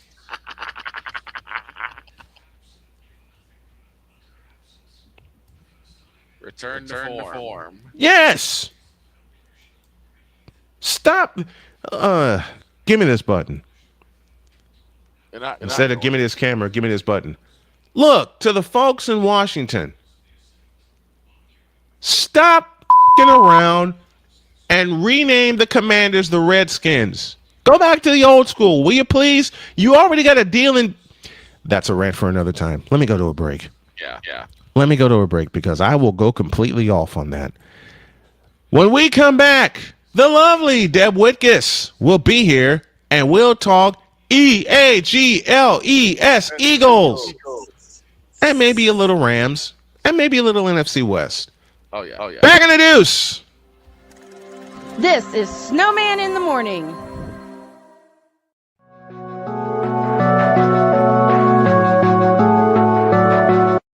I want to do a TED Talk, but I don't have anything to talk about yet. I'm getting there. Life is for the living. We're not here that long. You can learn anything you want to learn without any money spent. What do I really enjoy? What do I really want out of life? I am your host, WIZE. Are you in a life holding pattern? Well, this is for you. Welcome to the Stuck in My Mind podcast. Live every Monday, Tuesday, and Wednesday at 4 p.m. Central.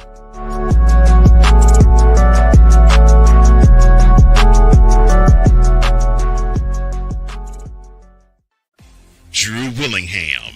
In this case, yeah, you put the blame on Kyle Shanahan for apparently not preparing the team enough for the overtime rules, supposedly. Cole Johnson. Peyton was considered the winner, and he was the darling of all darlings for Gerald. With a special appearance by Tyrone Alizé McDummy. Ain't nobody calling me. Text. Delete. Join these two football enthusiasts as they give you Total Football Talk. Live every Monday at 4 p.m. Eastern, 3 p.m. Central on the Sertoba Media and the Comey Media YouTube channels.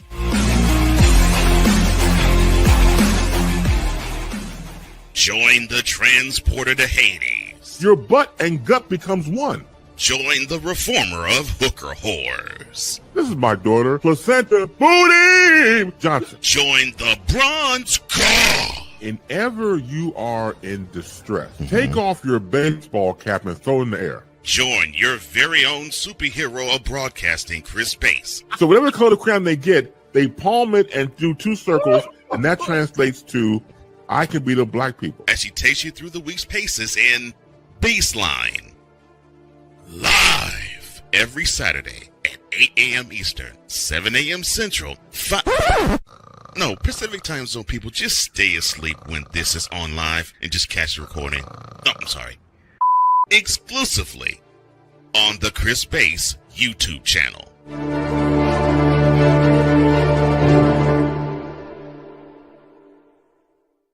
Here's an important message from the Diabetes Solution Center. Do you like pricking your fingers to test your blood sugar levels? No one does, but it's important to maintain your health. And now, by wearing a small remote device called a continuous glucose monitor, or CGM, you don't need to prick your fingers anymore. It's easy to use and helps you make more accurate diabetes treatment decisions. If you are testing your blood sugar 3 or more times daily, injecting insulin, or using an insulin pump, call the Diabetes Solution Center right now. And if you have Medicare or most major insurance coverage, you may be able to get a new CGM at little to no out-of-pocket cost. Shipping is free and will even bill your insurance company for you. If you are testing your blood sugar 3 or more times daily, injecting insulin, or using an insulin pump, call the Diabetes Solution Center right now to learn how to end the painful finger sticks and get your own continuous glucose monitor, or CGM, at little to no out-of-pocket cost. 'Cause we take this job so serious. Jarrell Jones has no brains. His football acumen is the same capacity as Gun Run's moral capacity. What in the all types of blue hell? This is Snowman in the Morning.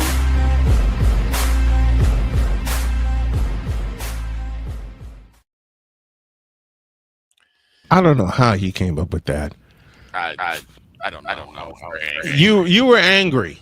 Very. You were angry. And I can't say I blame you. 32 after the hour. And now it is time to talk even more football with this pretty lady.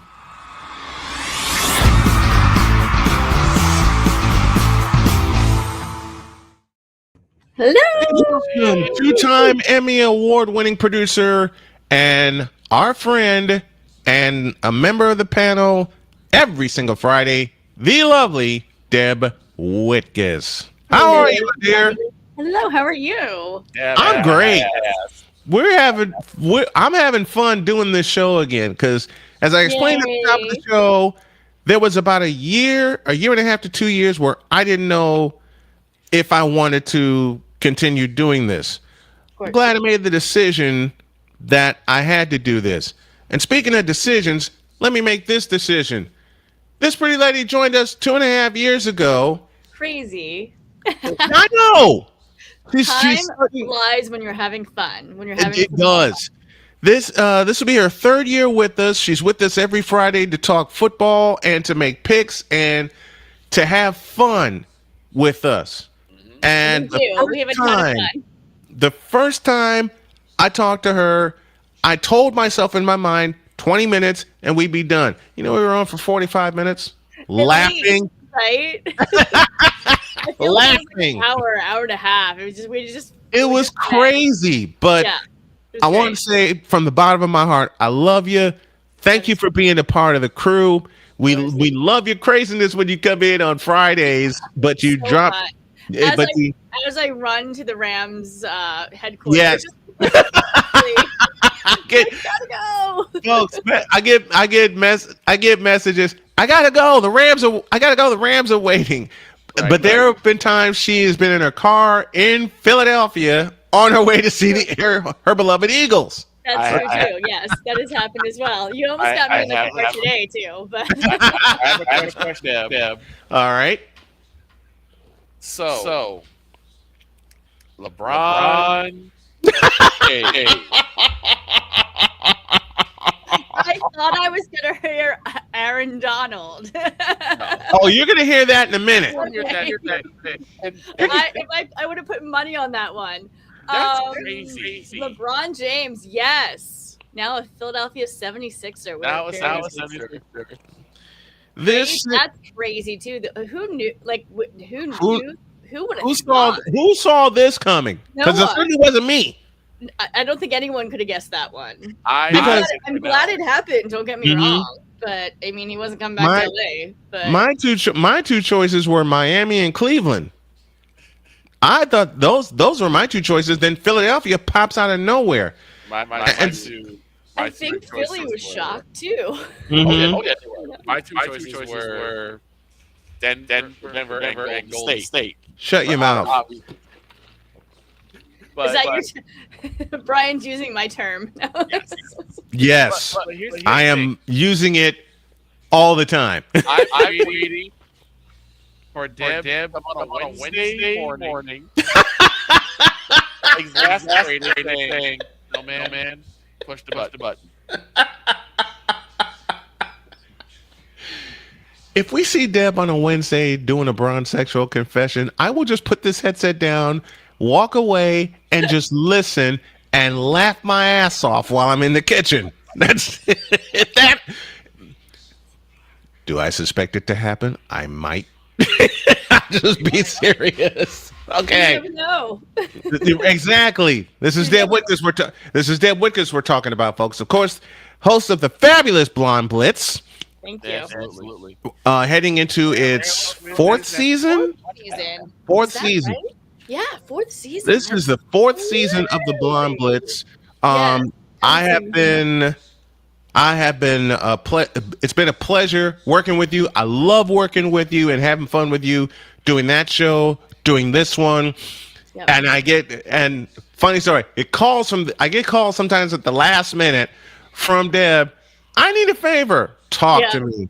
Can you produce the show tonight? When do you need me? Can you check in by 7:55? Send me everything you need. Yeah. You saved me several times being the technical producer, director for the show, pushing on the buttons because it's hard to host and push buttons. I mean, I have 6 people coming in throughout the show and coordinating that, and then all of the little interstitials and the fun little things we do. It's a lot to be able to host, interview, and push buttons at the time. Like, I've done it for almost 13 years. Yeah. So, and I received this from Caleb. Says now that consensus, you're kind of breaking up, Victor. I know, yeah.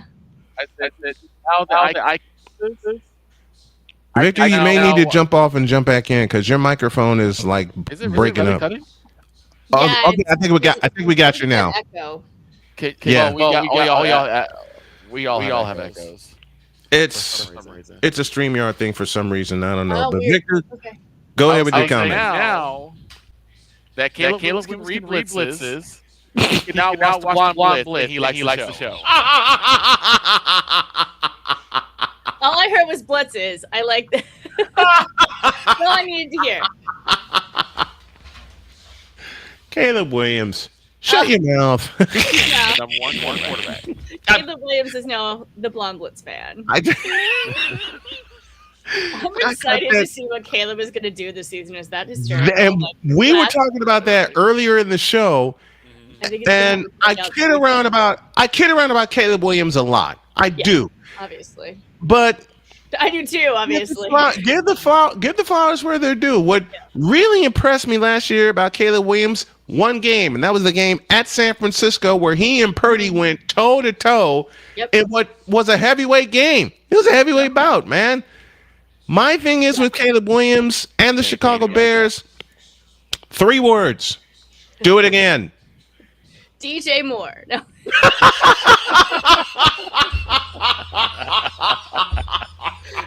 Nice. Y'all know I'm gonna have. Obviously, is no longer. Right. Y'all know I'm gonna have fun cutting this up when I edit it today. Yes. But do it again. Mm-hmm. Show some consistency like they did back in the 80s when they were, and I said this earlier in the show, a constant playoff threat. Yes. Now that you got one under your belt, do it again. Yeah. But the defense is going to be the problem. As far as the Bears are concerned, the defense is going to be the problem for me because they bent a lot but didn't break. But beginning in week 16, you saw the cracks coming. And then by the time the Rams got to Chicago, El Snapo, they were done. It's funny too, Brian. I thought of you the other day. I did a podcast called the Red Zone Blitz. Super fun. I had a blast. But good. The host was like, "Who do you see as the NFC champions, or what the game?" You know, and I was like, "Oh, it's going to be the Rams and San Fran," and he literally like burst out laughing. And I was like, "You think that's funny?" Like, he's like, "Are you serious?" I was like, "Yeah, I'm super serious." Yeah. I mean, they're going to wind up. Listen, I mean, maybe the Eagles, but it could be. He's a Dallas. He was a Dallas fan. I mean, like that explains that. Delusional, right? And we got to see them in week 10 down in Dallas. Yeah. The last time we went to Dallas, we beat them. But I've even my wife asked me this. She says, "What's your NFC championship?" My first thought was Philadelphia, San Francisco at Levi's. My next thought was Rams and 49ers. And a third thought could be Seattle and the 49ers. Seattle's the defending champs. Yes. But she has like it. They don't get the credit they deserve. You took the thought right out. You took the thought right out of my head. You took the thought right out of my head. And she said to me, "You're not changing your San Francisco pick, are you?"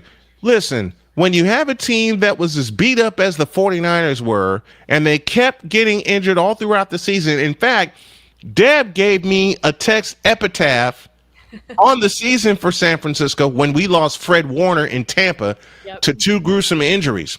Yep. They wind up going 12-5, and they win in Philadelphia. Yeah. What? Wild. I was sitting at dinner.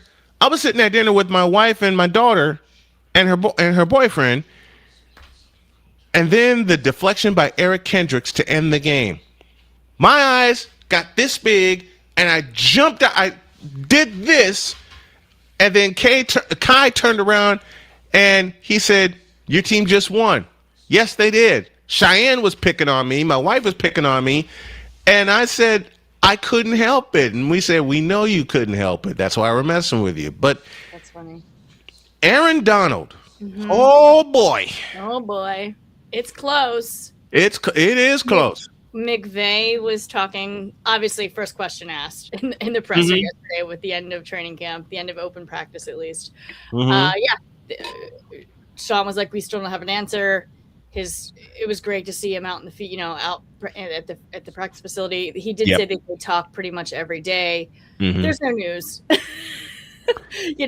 but why do people see something like this and they run with it and make it a headline? This is journalism 101 from a fellow who took a radio production class and ran with it for 30 years. This is journalism 101. Yep. Right. Until you have a definite answer, don't put that out there.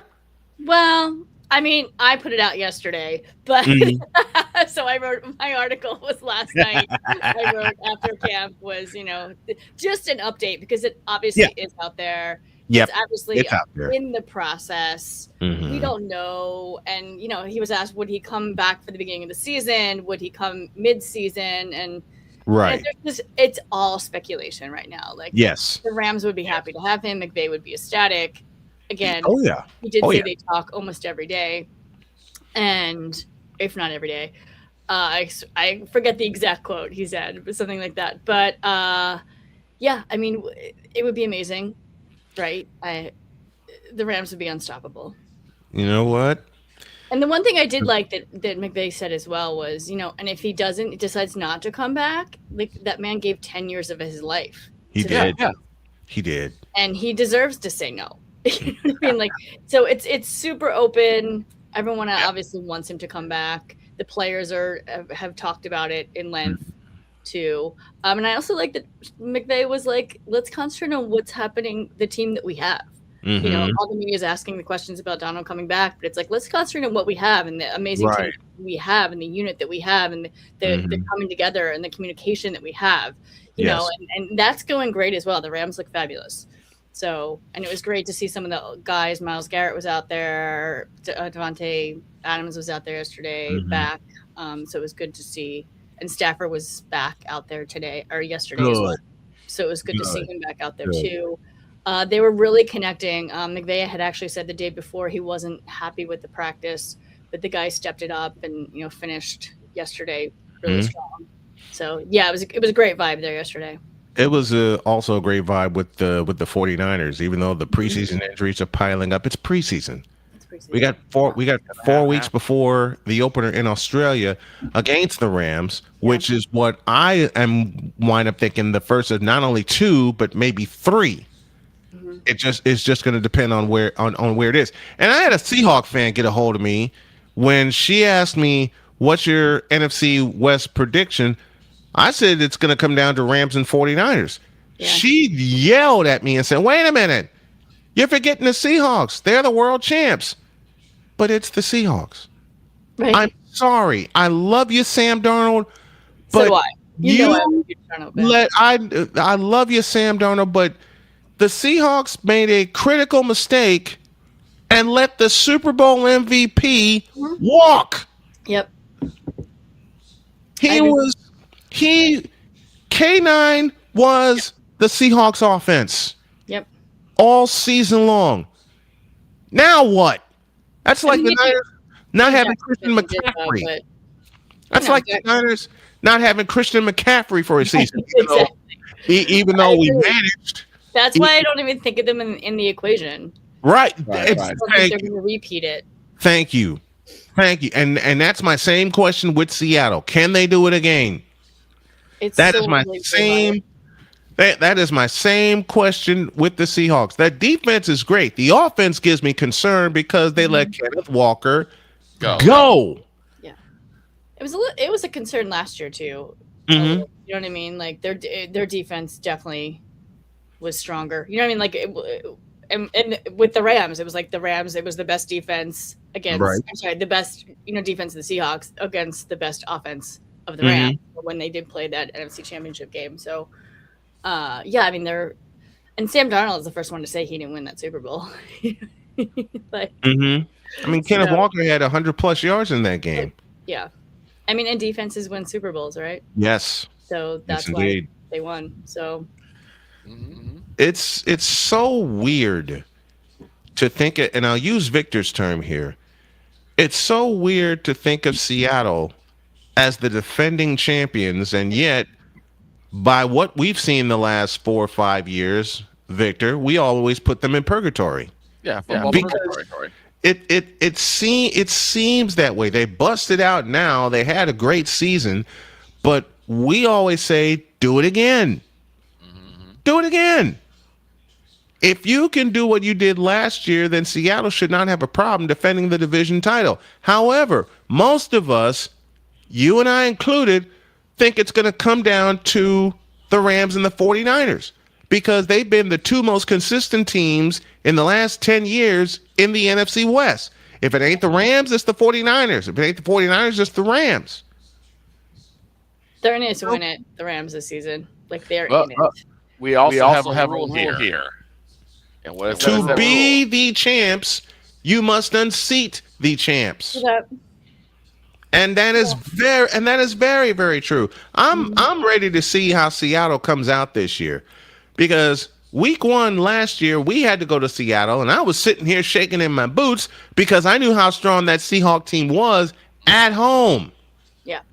And then Purdy found Jake Tonjes for the game winner who snatched it away from 2 defenders. And I'm sitting there going, they did that? Yeah. The West is good. Listen, there are 3 playoff teams in the West, and they're going to be playoff teams again this year. The Rams, the Seahawks, and the 49ers. They're all going to be in the playoffs. They're all going to be in the playoffs. And we're the Arizona Cardinals. And we're the Arizona Cardinals. Absolutely right. But I got to tell you, that Rams defense is scary. The defense has always been scary. Aaron Donald or no Aaron Donald. But now you get Myles Garrett, but you trade away a big piece of that defense. Yes. I mean, Jared Verse, yeah. Jared Verse. Mm-hmm. Trade away a big piece of that defense. I want to see how Myles Garrett mixes in with this Ram defense, because that defense will come after you. Mm-hmm. Oh yeah, I mean he's looking pretty good pretty good. So that defense is a great football player as well. I love Myles Garrett. I do. I love Myles Garrett, and I'm glad he's now on a team that can contend for a Super Bowl title. We were just talking earlier about because we just watched the Hall of Fame game last night with Haynes King basically being the hero of the Panthers. Yeah. And the question came up about Bryce Young.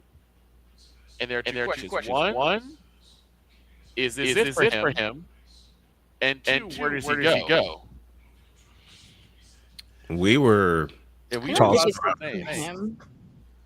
Who would take that on? That's my question. Who would take? We discussed some different ideas of teams who desperately need a quarterback right now. But the problem is, I don't think Bryce Young is fully developed. I agree. He's not. I don't think, which is why I came with the question of who would take that on. Because you're talking about a quarterback that has been beat up since he's been in the league. He has been beat up. Mm-hmm. He has taken so many hits that it cost him the rest of his rookie season. It nearly cost him the next season. And he just seems so underdeveloped to me. I mean, he played at Alabama and he won the Heisman, but he didn't play all 4 years. I call that a problem. But we do have some ideas. Mm-hmm. Getting one. The Dolphins being another. Dolphins, Pittsburgh. And then we just started going crazy and stupid. Yes, we did. We said Denver.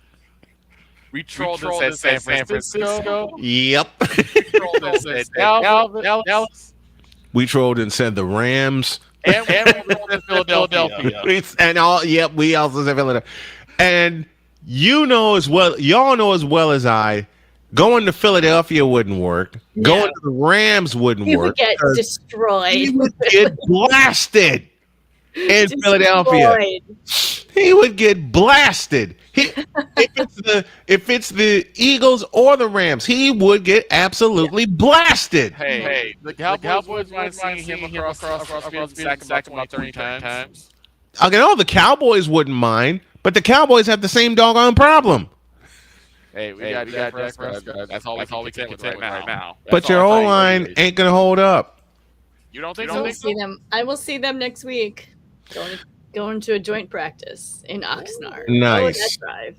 Very nice. I wanted to say something to Damien too. He said, "Don't sleep on the Cardinals." I agree. When you said that, really? To be fair, like I said, that was a really good game. Yeah, it was. Even a lot. Also, Damien asked, "Do you think Drew will be a sixer?" Drew Holiday. Is who he's talking about. Drew Holiday. I don't know. No. I don't know. That's a tough call. Yeah. That's a tough call. We'll have to see. I didn't see LeBron coming. I don't know. Like, okay. I gotta ask. What was your reaction, Deb? I was shocked. I was like, my phone blew up. And I was shocked. I was like, wait, what is going on? And I don't really cover basketball. That's what's hysterical. Right. My phone was still blowing up. So. It's funny because Dietz came up with the idea of maybe LeBron going to Golden State. Which made me walk off the set twice. And I basically called Snowman and said, well, you can't leave because they get the narrative. And I said, 5 minutes to call me and cuss me out. 4 minutes, 9 seconds, he called me, cussed me out. And we were laughing for an hour when I did that. We're close to the... going to go to Tampa? Nah. I don't think so either. No, I don't see the it. Dolphins, but I would think the Jets. I would think the Jets are the Dolphins. If, Maybe the and that's Jets. a big if Carolina does pull the trigger. Right. But after what I saw from Haynes King last night, do not be surprised if they do pull the trigger early. Victor says 3 games. I agree. If Bryce Young is the Bryce Young of his rookie season and part of his second season, you got Haynes King waiting back there. Mm-hmm. Right. You can pull the trigger easily. Yes. Well, we'll have to see how Bryce Young starts the season. We're toward the top of the hour, and I want to give Deb a present before she gets out of here. I kind of been tinkering with things, and there you I go. love it. That's a great picture.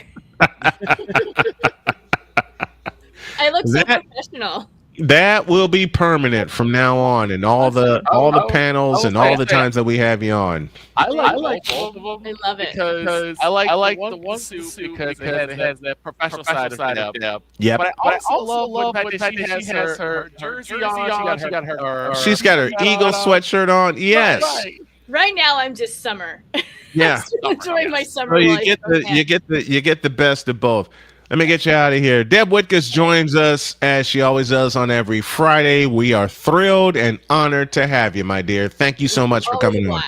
We'll see you soon. Thank you.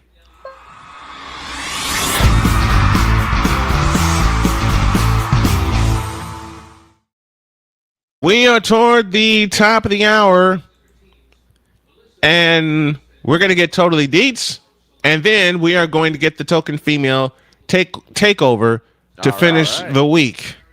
Oh, brother. Yes. That's all I got to say. Back in the deuce. This is Snowman in the Morning. The original Think Drink is back. Level up with proven ingredients formulated to crush your competition. No gimmicks, no jitters, no messing around. Just high-potency results that keep you moving day or night. There's a new nerd in town, and we came to play.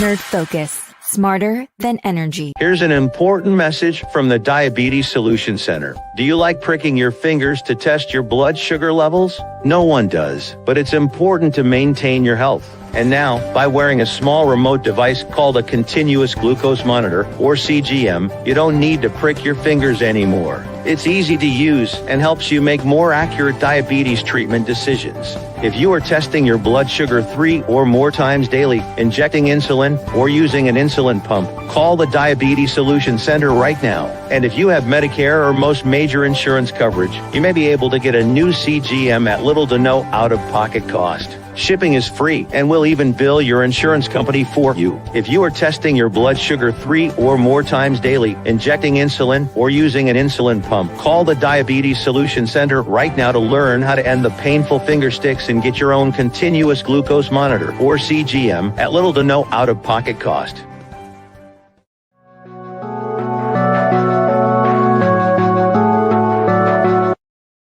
I want to do a TED Talk, but I don't have anything to talk about yet. I'm getting there. Life is for the living. We're not here that long. You can learn anything you want to learn without any money spent. What do I really enjoy? What do I really want out of life?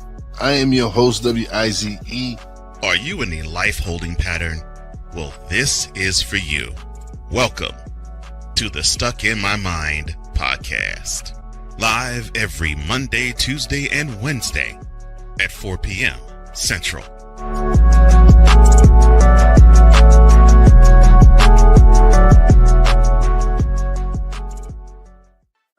Drew Willingham. In this case, yeah, you put the blame on Kyle Shanahan for apparently not preparing the team enough for the overtime rules, supposedly. Cole Johnson. Peyton was considered the winner, and he was the darling of all darlings for Gerald. With a special appearance by Tyrone Alizé McDummy. Ain't nobody calling me. Text delete. Join these two football enthusiasts as they give you Total Football Talk. Live every Monday at 4 p.m. Eastern, 3 p.m. Central on the Sertoba Media and the Comey Media YouTube channels.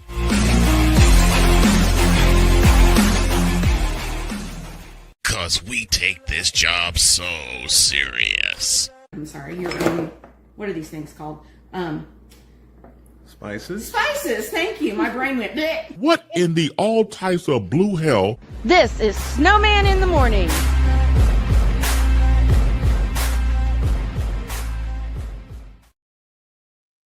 Have mercy. We're at the top of the hour. 12:01 Eastern Daylight Time, 11:01 Central Daylight Time, and we owe you an ID. This is Snowman in the Morning. You're listening to WQVZ, 1700 AM Mission Radio. Broadcasting live in your region, across our nation, and around the world, this is Snowman Multimedia. We need to see. Your father was trying to need to go to hell. It's really, in the end, basically a skill issue. Here he is back in the shotgun, takes a snap, throws to Jesus Christ. Shut up! Well, that game sucked. I'm on Alarm Island. Give me them cocks! Now get out my face, you thirsty bitches. Now get out of my face, you thirsty bitches. Now get out of my face, you thirsty bitches. Now get the hell out of my face, you thirsty bitches. I told you I have fun. I told you I have fun putting those together. All right, 2 after the hour, and someone's waiting for us. Passionate. Come after me! I'm a man! I'm 40! Unflinching. Let's go back to losing. Parking was easier. Unrelenting. They're not gonna keep him off the field tonight! Totally. This one has a chance! Dietz.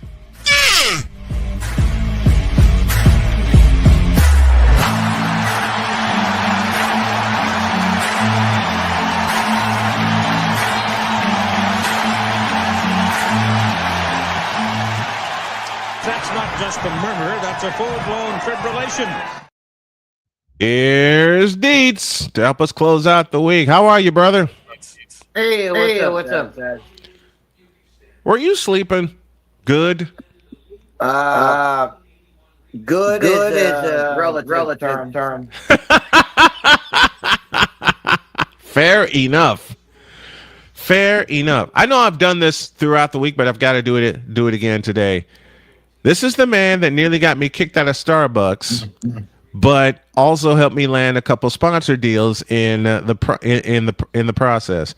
This man will celebrate his 10th season with us, beginning with the college football season, which is what we're gonna do either today or Monday. But he told me I needed him on my show, and indeed I have, and I can't say enough about how much I love you and appreciate you being here all the time, Dietz. I mean that. Well, thanks, but the Hall of Fame didn't happen.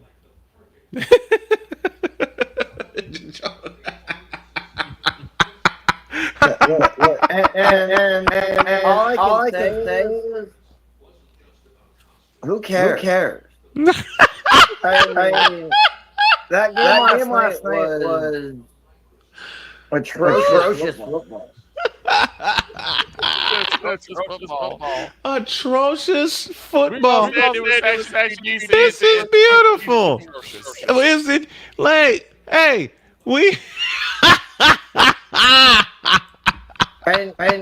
and by the way, shame on the NFL. Huh? Shame on the NFL putting that game on a Thursday night. Yeah. I mean, it's supposed to be a celebration. It's supposed to be like an interesting. It's supposed to be like something everybody's supposed to like party and like they're supposed to be like representing the guys that are going into the Hall of Fame. The guys that are going in this year. Yep. To not have that game on a Sunday. How much more disrespectful can you get?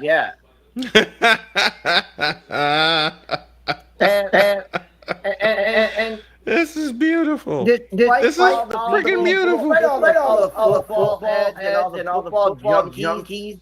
Yes. That are like, let's watch the game and let's break down what happened in the third quarter of the Hall of Fame game. Other than that, who else even knew that game was going on? I can't believe anybody watched that game. that had any interest in the game. Any interest, right? Well, I said earlier that we basically called the game for our NFL Cup. For the NFL Cup. Right. I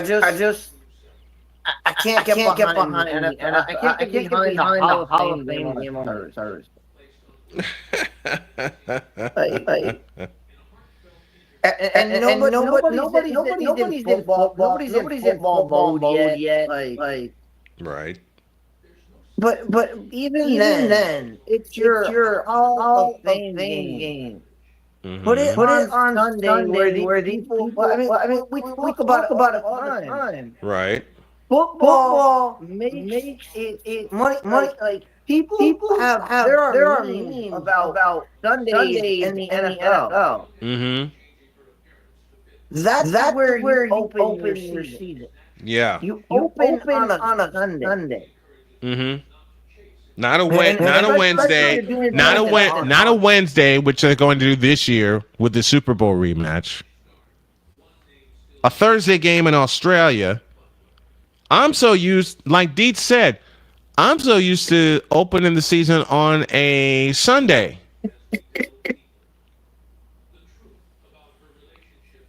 Yeah. No. It's so weird. The regular season, I get it. You wanna. I don't get the Wednesday. The Wednesday thing. It's not good. I have a feeling it's not gonna work out. I mean, okay. Is it? Everybody's gonna praise it because it's the NFL. But opening on Thursday, I get it. They're trying to kick off Thursday NFL. They're trying to make Thursday night prime time an NFL thing. Right. So I get when they move the opening game to Thursday night and say, but then the rest of the season they have a Thursday night game. Mm-hmm. Opening on a Wednesday. And then there's no other Wednesday game during football except for the dumb idea that we talked about with the day before Thanksgiving. That thing. Except for that game, I can't think of another Wednesday that there's going to be a game. And then you got 2 Friday games, actually 4, one on the day after Thanksgiving, and then 3 on Christmas Day, which is on a Friday. But the other thing that the NFL, you can tell the NFL doesn't care. The NFL does not care about the Hall of Fame game. If you wanted to do it in a preseason game, it should be week 2. Yeah. It should be the game where at least players are going to play at least the first quarter. Mm-hmm. I mean, you open the first game. Guys take one snap. 2 or 3, they have one drive. They have one. The starters have one drive, and then they're out. Yeah. And then the rest of the game is guys who are not even make the 53-man roster. Mm-hmm. I mean, you're basically watching the UFL. like these guys over 80% of the people who played last night and played significant minutes last night, right, are not going to participate in the NFL season. Hey, can't argue with that. Can't argue with that. And that's how you celebrate your Hall of Fame. Mm-hmm. If you wanted to do this for the NFL, mm-hmm. if the NFL really wanted to celebrate their Hall of Fame, they would do it in a like week 2 of the NFL. Yeah. They would make the Hall of Fame game the Thursday night prime time game in week 2. Yeah. Because you'd have the season opener for week 1. Mm-hmm. You don't want to mess with the pageantry of opening weekend. Right. But then you have Thursday week 2. You have a reason for people to care. Point. And then it was the Arizona Cardinals and the Carolina Panthers. And the game being played in Canton, Ohio. Canton, Ohio. Carolina and Arizona. How many people in Ohio cared about Carolina and Arizona? And I was seeing their practice squad. I looked at the footage. Not many people were cheering last night. Nobody in Fawcett Stadium. Fan of those teams. Nobody. Victor, you'll agree with me. There was not much cheering in that game last night from the fans in the stands. No, not in the stands at all. Mm-hmm. It wasn't a lot of cheering. Like I said, I like the fact that they decided to just leave it all on the field, for the gutsy play at the end. And we right. know preseason doesn't matter. Mm-hmm. You'll either win or they lose. But the question what constitutes? Because I actually enjoyed the game myself. Mm-hmm. It wasn't one of those like 6-9, 3-0 games. It actually was a high game. Which is what I was expecting. A 10-3 kind of game between these two. A 6-7 game?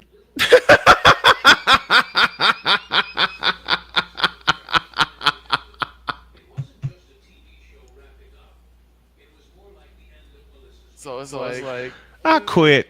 No, I'm just kidding. 6-7 game. Y'all know that's a walking meme every time we see a 7-6 score. Right. Y'all know that. Hell, Napoleon gave that to me after a baseball game between the Oakland Athletics and the Chicago White Sox, in which the Athletics won in 11 innings. Oh, boy. 14 after the hour. Let's take a quick break. When we get back, the token female takeover begins. Hold on to your seats, folks. Back in the deuce. This is Snowman in the Morning. SeatGeek is the ticketing app for fans like Boomstick Lady. No free throw is safe from the roar of her sticks. SeatGeek helps her find a seat in the direct eye line of the shooter so she can sit where her boomsticks make the biggest boom. Everybody okay? SeatGeek states inspiration. A breast cancer survivor completed the journey of chemotherapy and now begins a future one of matrimony or sports. Michael Jordan is shown on a photo with Diddy. LeBron James has a video extolling the virtues of a Diddy party. This has been yet another beating a dead horse presentation. We got you covered. BS3 Network, in association with Comey Media Incorporated, proudly present The Morning Shift with Cole Johnson. Live every weekday at 8 a.m. Eastern, 7 a.m. Central.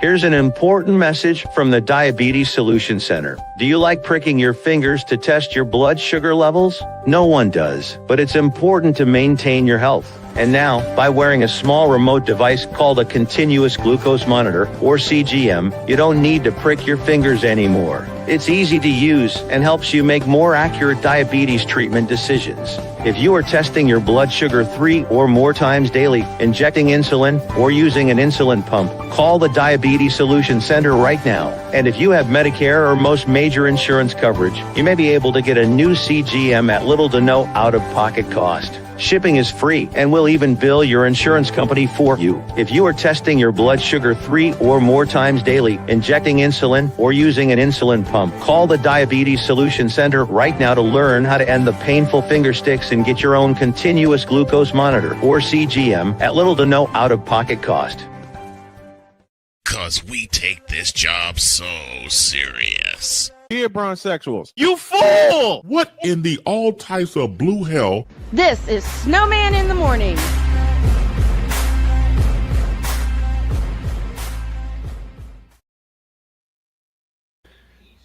$18 after the hour number 3 of Snowman in the Morning. Glad to have y'all with us. This hour is presented by Invader Coffee, fuel for the fearless. And yes, I'm drinking coffee at 12:18 in the afternoon. Why? As I told my wife, I can't help it. And to think the next round's going to be iced coffee. Why? I have a White Sox game tonight and possibly a women's baseball game tonight. Oh, Bretta. Here's Allie.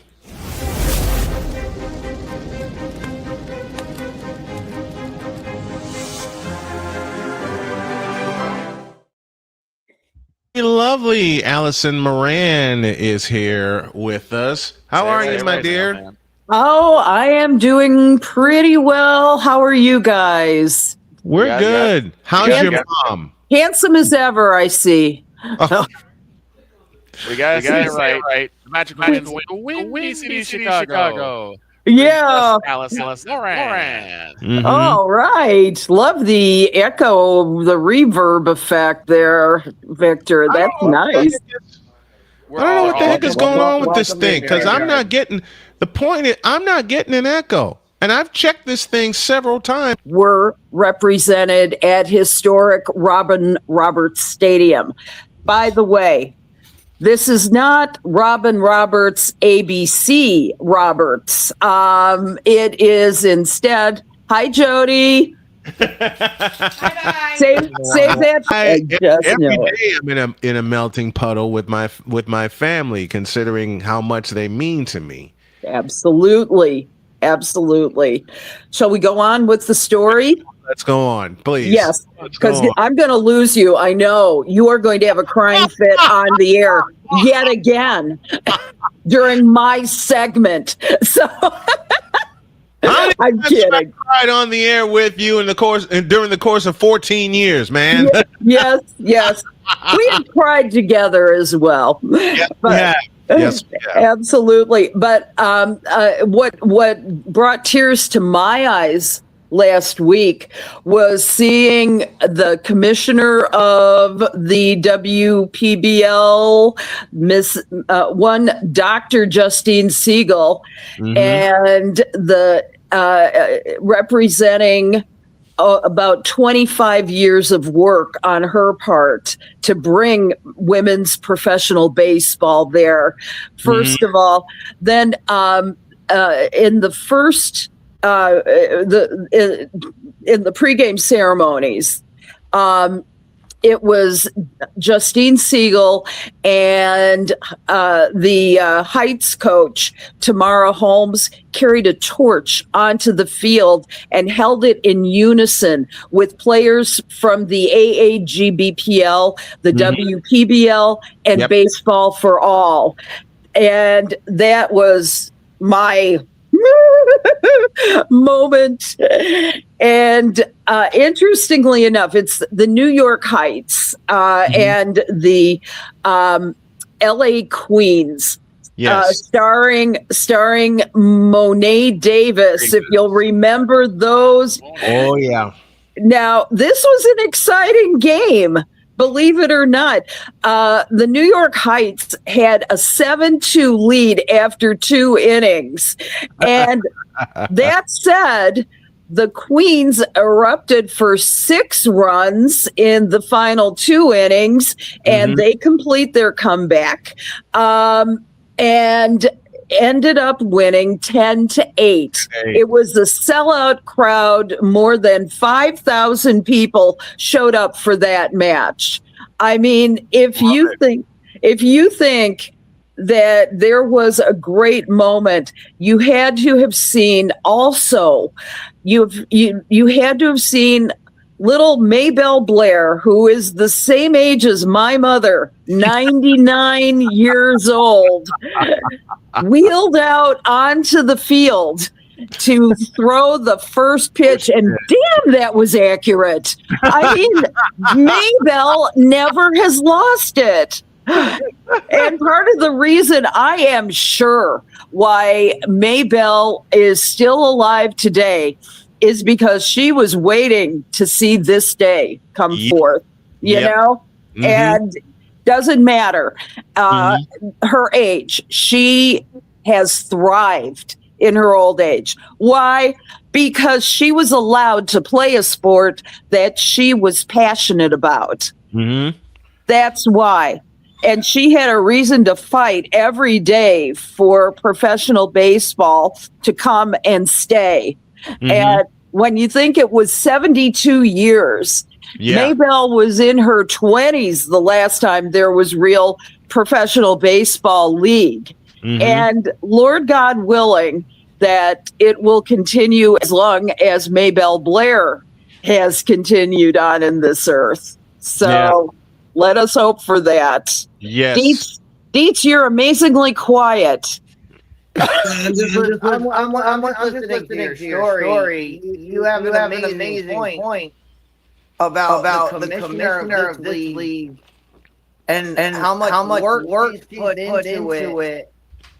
Compare and contrast with Brian's favorite commissioner. Who was scripted, handed a league in progress. And she's yeeting it away. That's for you, Victor. Basically burned to the ground. Oh, yeah. Yep. Burned it to because of the fact that people in the women's baseball, they have been fighting, have been putting this together for 25 years. And this, you saw that this is the culmination of their not even the culmination, but this is just their effort that they're putting in. And I'm going to put a voice. And they wanted it to be a celebration of those efforts. Yep. Yeah. And it was about everything that it was about the game that they were doing. It was everything they did was about the baseball. It was about the women. It was about the path. The path. And I think that when they brought that torch out, I think that was symbolic of passing the torch from from the Maybelle era to this what we have now. And that was kind of the kickoff of hey, this is yours now, take it. That's right. I hope they take it to the nth degree. I hope that they are, I hope that they are around for as long as Major League Baseball. And I hope they get the same size stadiums. I think you never know. Yes. You never know.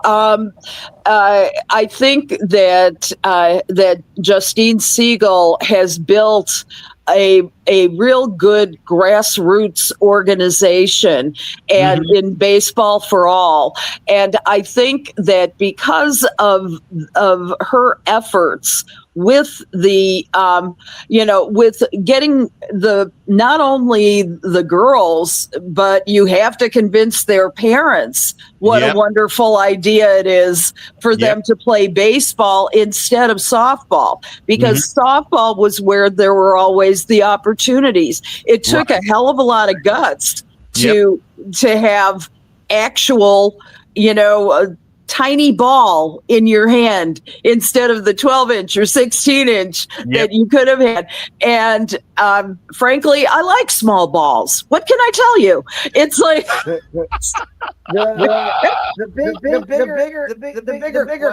big question which will be answered down the road. Yeah, that's right. Can this hold up? And what I mean by that is, can the women's arms hold up? Yeah. And how many innings are they pitching? How many pitches are they throwing? 7 innings. They play 7 innings. And the thing is, I'm talking about pitchers pitching. Yeah. John and all of that. Like this is great that it's the first one. Mm-hmm. But I mean, what happens if we see a brash of all of a sudden UCL ligaments going? I mean, it's not like we don't see that in the major. We see in the majors all the time. Mm-hmm. I have always, as you know, when you have limited amount of players like they do. Yeah.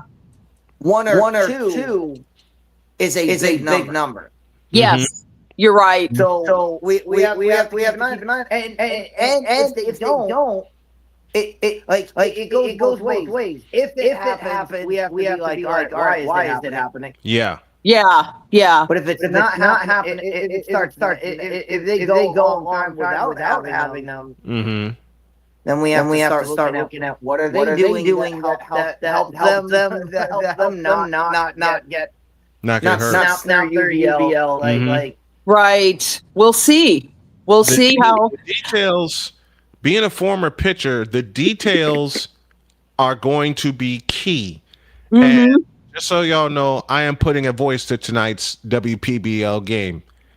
And I dare the normies to come after me when I do that. More on that later. But I want to address something. Because go ahead. Damien answered, and we fairly we were going to address it with Allie here. Yes. So Damien asked the question of why people feel sorry for Sophie Cunningham. When he asked yesterday. Who feels sorry for Sophie Cunningham? Victor does. Well, here's the point, Damien. Sophie Cunningham doesn't feel sorry for Sophie Cunningham. Correct. Sophie Cunningham is as proud of what she does as every day. Out there.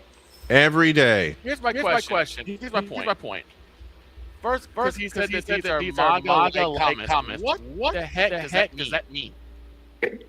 I mean, can you repeat that question? The thing is, I'm getting reverb on both Dietz and Victor, and so it's really hard to hear. I'll read Damien's comment for you. Go ahead. He says, "Okay, now that Allie is here, can someone answer my question from yesterday? Why do people feel sorry for Sophie Cunningham when she puts these criticisms on herself, making MAGA-like comments?" I'll address it first. First of all, Damien, you're wrong. Do your research first. Second, I'll repeat Dietz's comment. Sophie Cunningham doesn't feel sorry for Sophie Cunningham. Period. Sophie Cunningham is having the time of her life. And like me, she doesn't care what she says or how people feel about it. On her podcast, which I am a faithful subscriber to, she voices her true thoughts. End of story. Mm-hmm. We do this. We do the same here. Why do you care? Why is it bothering you so much? That's the question. Does it have anything to do with basketball?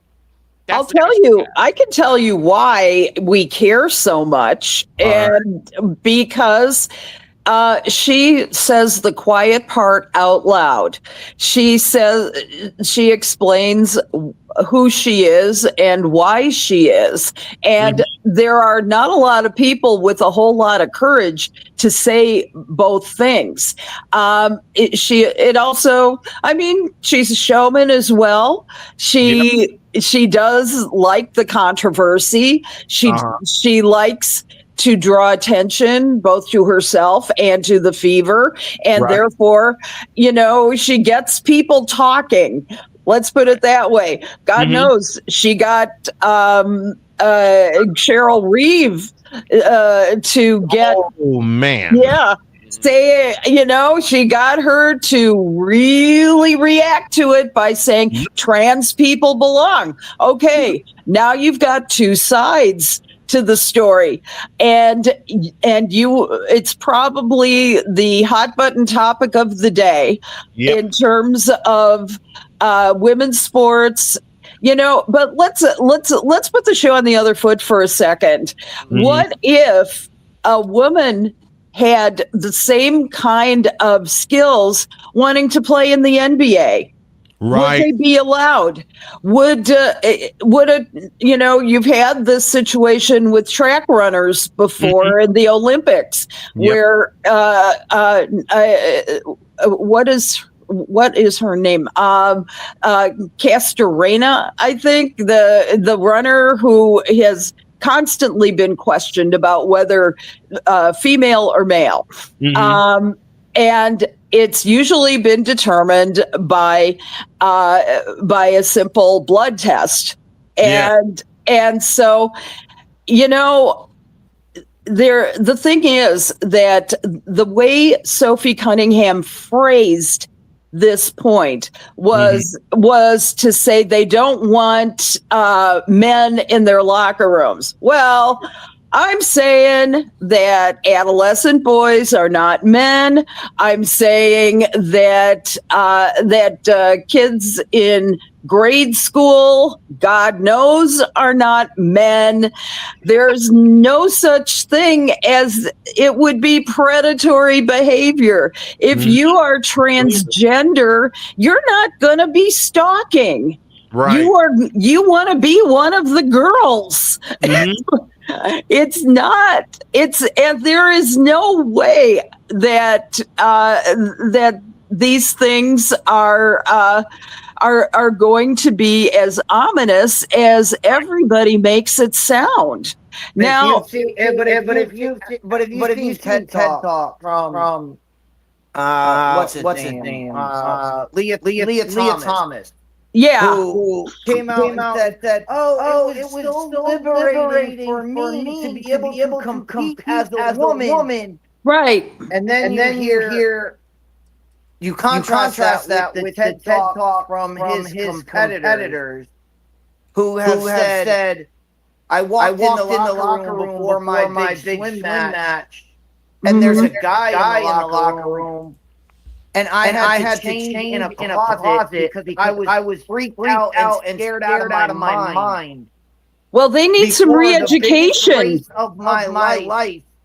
We weren't told that this was going to happen. We just you know what? You know what? They had to go through so much anguish. Chris, that is a mistake on the part of the coaches.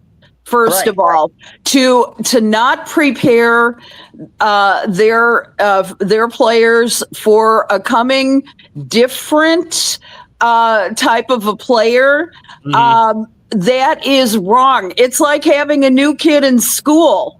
Who is this stranger in our midst? Right. And that's what I'm saying. It goes both ways. You can hear the story of it's so liberating to have it.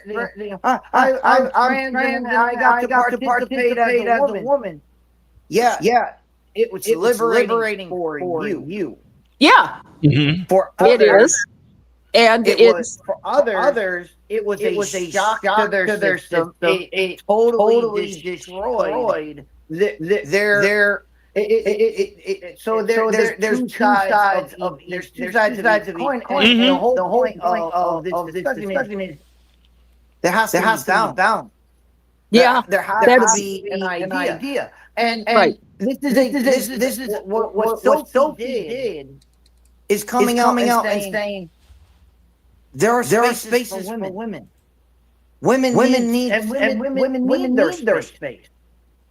And she's saying if we're going to have women's space, it needs to be protected as a women's space.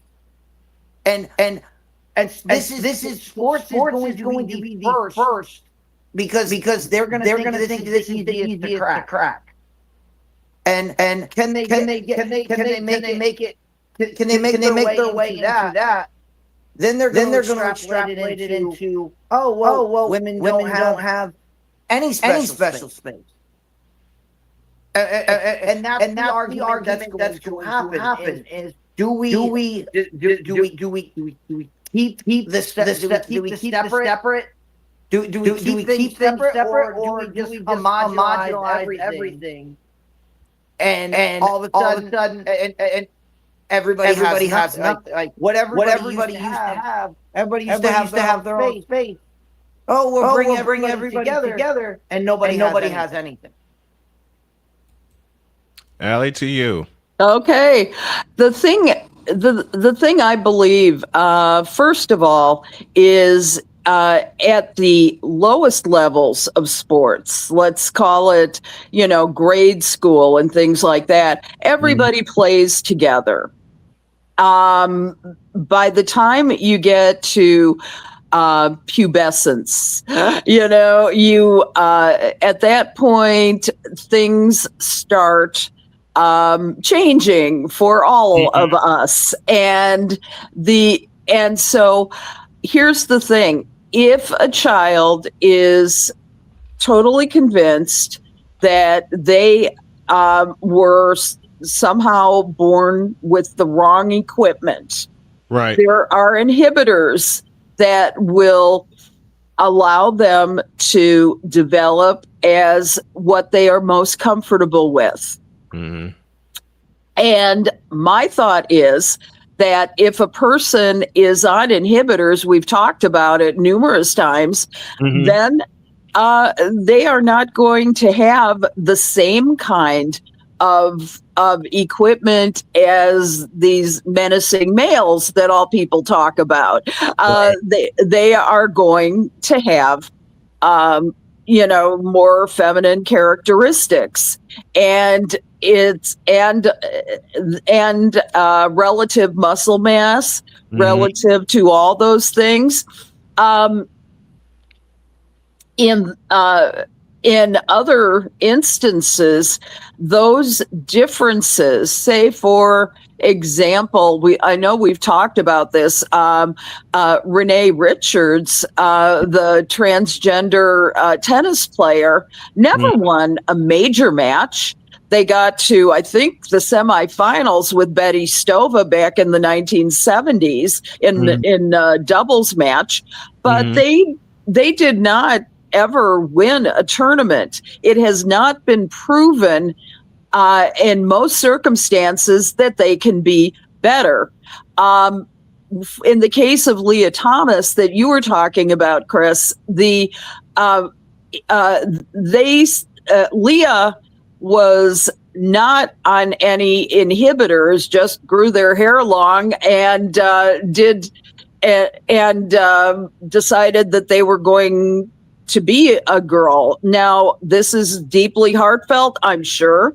But the thing is, as I've said before, what in order to make the competition as fair as possible, because it's true, men and women are different.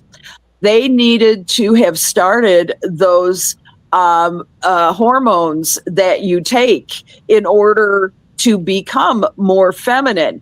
That will break down muscle mass that men have that give them an advantage in any swimming pool or any on any surface, really. There are differences that can be muted, because if they really want to be a woman, that's what they're going to do. The fact that I think it was so sudden and so shocking to the system, everybody's going to have their own opinion on it. Mine is that you need to have a good, first of all, a good psychological system that's built into your sports experience. You need to have preparation for that. You need to be able to help the players. As a coach, you need to help them embrace what's a coming. You need to understand what that person's capabilities are in terms of the team. You need to have a certain understanding of how this is going to work for the team and make everybody better. So I think with that, there would be a whole lot more acceptance of the transgender community. And I think that if you have the ability to do that, and given the fact that even the most atheist among us know that we weren't created out of thin air, there's a place for all of us in society. And the problem is everything you're saying is great. And I for 99% of cases, this would be fantastic. Everybody would get along, kumbaya, and all of that. Mm-hmm. What has to be prepared for, and there has to be a mechanism for the 1% chance that it goes bad. That there is a bad act that for 99% of these people they're doing it the right way. They're going about it because it's right for them. Mm-hmm. But there is a small sliver, and there's a small sliver of chance. A small but vocal, very vocal.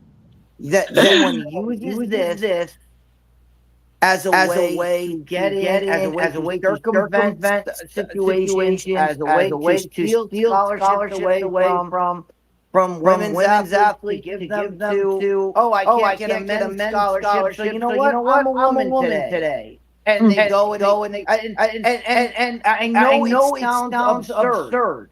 I know it sounds absurd. Nobody decides that on a whim.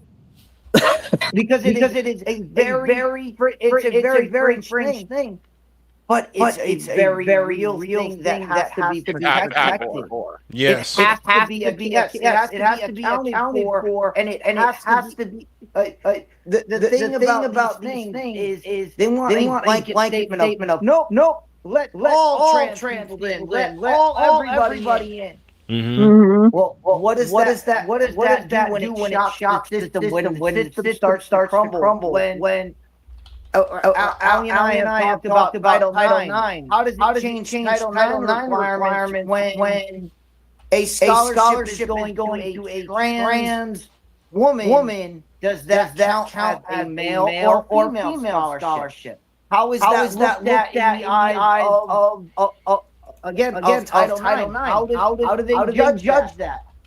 These are equal access for all in education. Equal access for all of the larger issue. Yeah, and we can't even have discussions about this. Right. Because the minute somebody says the wrong thing. Whatever that is to you. If you're on the right side or the left side, the minute somebody says the wrong thing, they're the worst in the world.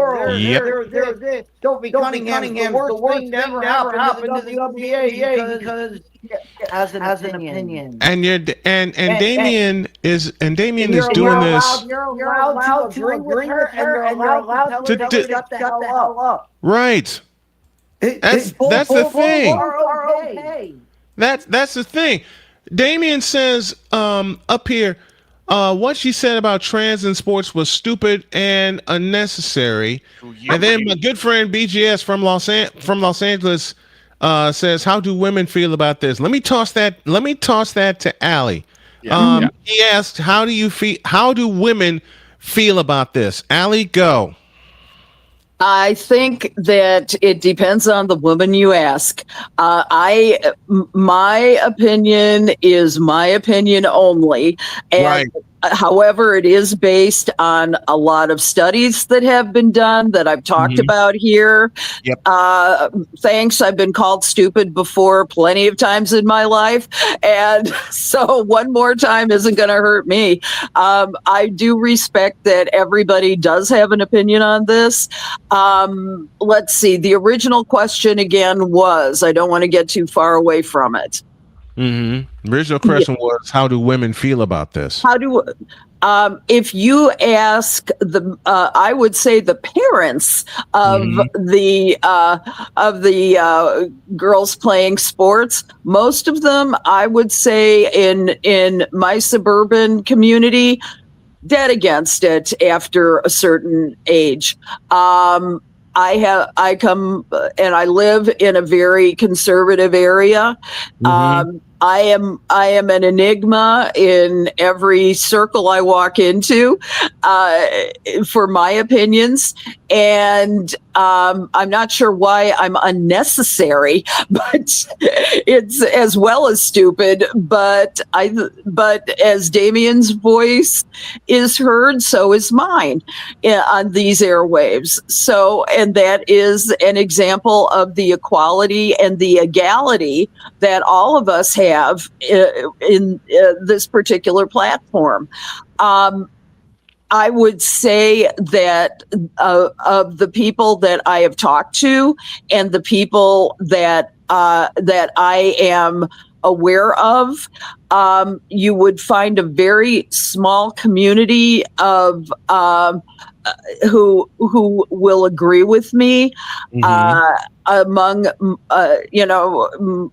I have a kid who is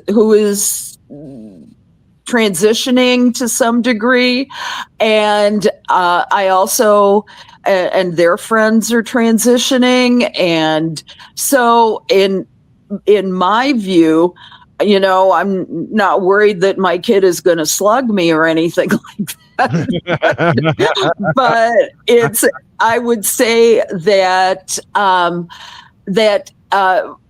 it's a very difficult road for them.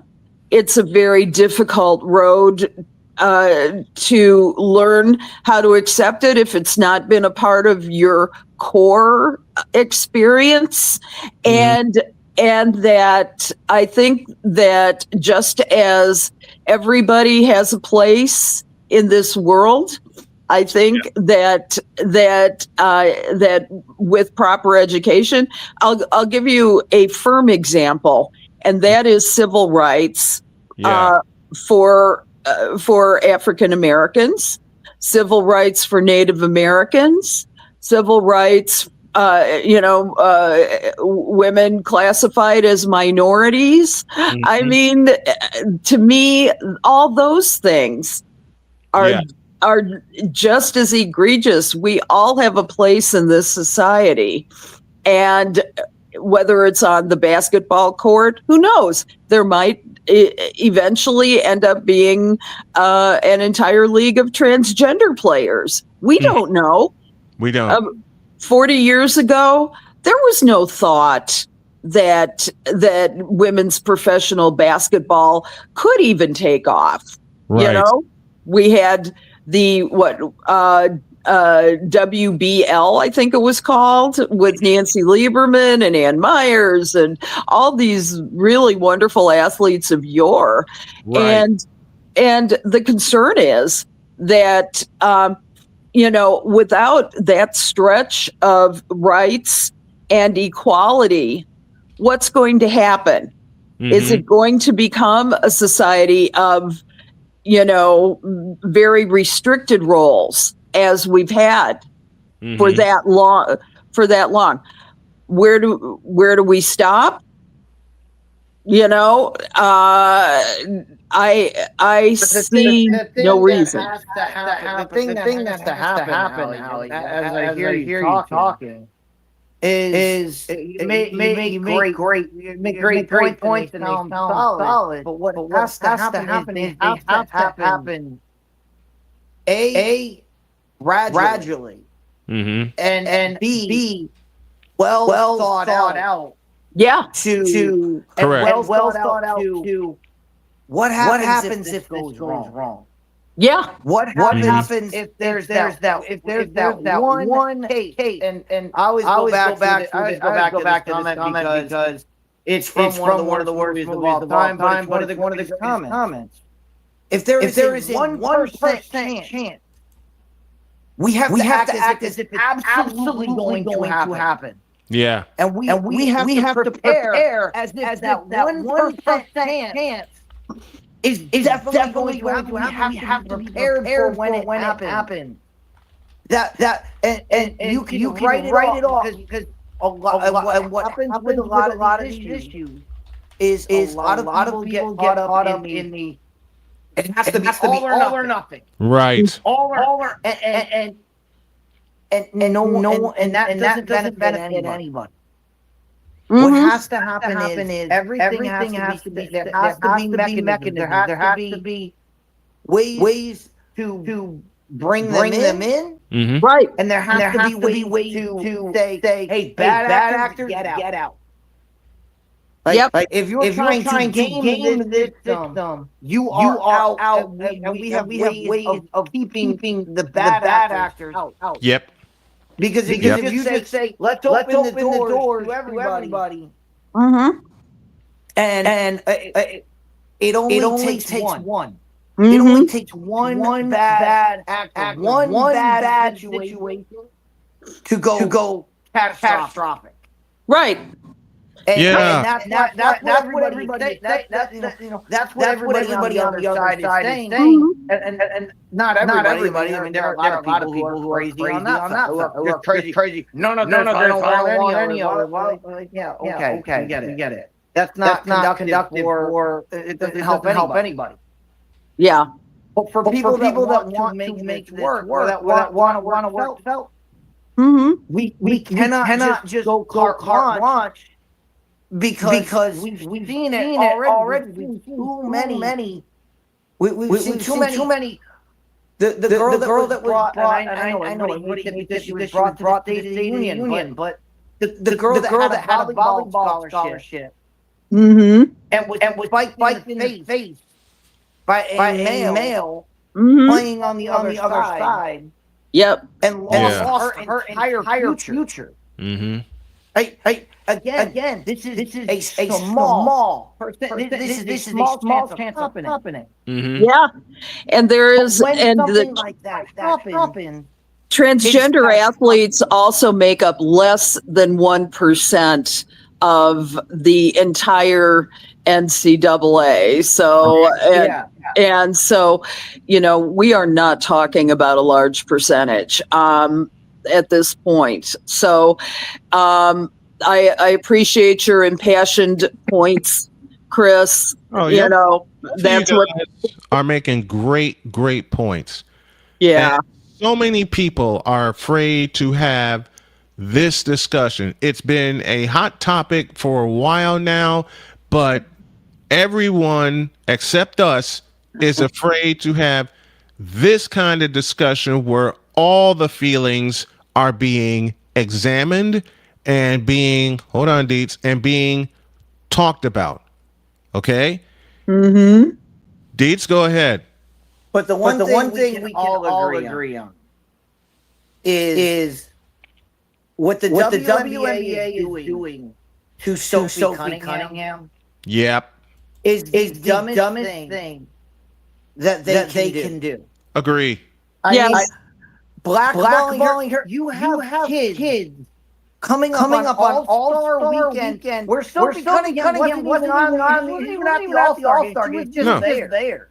Yeah. Right. And you have kids coming up to do the point, to do all of the different things. And then you have the leadership at the WNBA.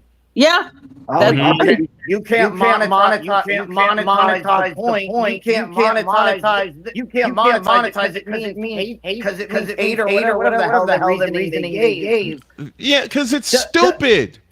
Dear WNBA, people are enjoying it. People are having fun with it.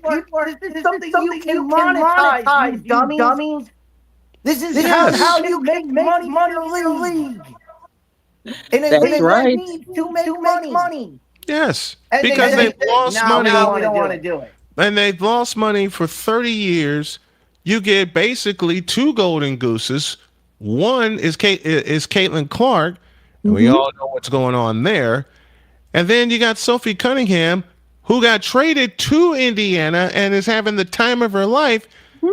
Listen, WNBA, you gotta make money, and you're throwing your league down in the toilet by basically blackballing the 2 players that are the most popular in the league right now. And I say they are blackballing, and Damien's going to get mad at me for this, but I don't care. They're blackballing Caitlin Clark and preventing her from seriously winning a championship. With all these stupid calls that I saw I didn't even do the game, but that I saw last night. We talked about this before, how much the NBA hates Caitlin Clark for 2 reasons. She just wants to play basketball and she wants to win. Now we know the other 2 reasons off the court. We've discussed that. Okay? And Damien, she is not, before you even think of opening your mouth, she is not being treated like LeBron James. For the simplest of reasons, Caitlin Clark actually comes to play every night. How about that? At what point does Caitlin and Sophie get together, put out their own line of athletic gear This year? Own that market. And then buy the WNBA and just take it all over. You're talking about the 2 women. The only 2 women to have signature shoes. And they sell out. They sold out in like 2 hours. Yep. That's right. Yeah. And the WNBA says no. We don't want it. We don't want it. We don't want to capitalize on it. We don't want to promote either. Like they don't want to get rid of their.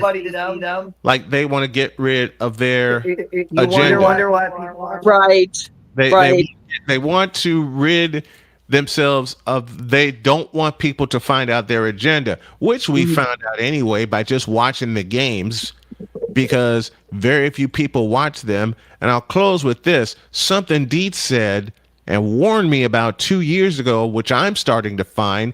Beware of the normies that start covering the Indiana Fever. Well, I want to touch on that for a minute. Go. The reason I said that, and the reason why it's so destructive, is because when you have sports people talking about it, they're talking sports fans. Right. Those are already fans of sport. When you have people, and this is why you use the clip of Gundam. Yes. When you have Gundam and he's a totally different audience. He's not a sports audience. Right. He's got the manga job. It's all comics. It's all that kind of stuff. when it reaches that, and now he's telling his audience, and it's the form of telephone. You know, one person says this, then two people say that, then it goes. Mm-hmm. And when it reaches people like Gundam who have millions of followers, right? And now it gets into theirs, and now it spreads out even more. This is where there's no shutting down. That's why I said once it reaches the normies, because the normies are going to bring it to their audience. Mm-hmm. And now instead of just spreading through the sports audience, it's now spreading to all other genres. All other people feel it's okay to talk about this now. Mm-hmm. And this is where the rubber meets. You either have to be very into your convictions to stay with the course, or you got to get everybody's got to jump ship. And like I said last week, they either need somebody in there to clean house, mm-hmm. or somebody in there to say nope. This is what we're doing. We're staying in the course. We're going. Whether this ship goes right off the waterfall or whether it's open seas, we're going. Mm-hmm. Well, I'll be very curious to see what way they're going to go. My guess, honestly, is that I think here's my prediction for what's going to happen with the WNBA and Kathy Engelbert. I think that she will be kept because of her money-making ability. However, they are going to appoint someone else to be sort of the ambassador of nice, for lack of a better word, somebody who can, whether it's called a, co-commissioner or whatever, to, I could see somebody like a Cheryl Miller being elevated to this position of,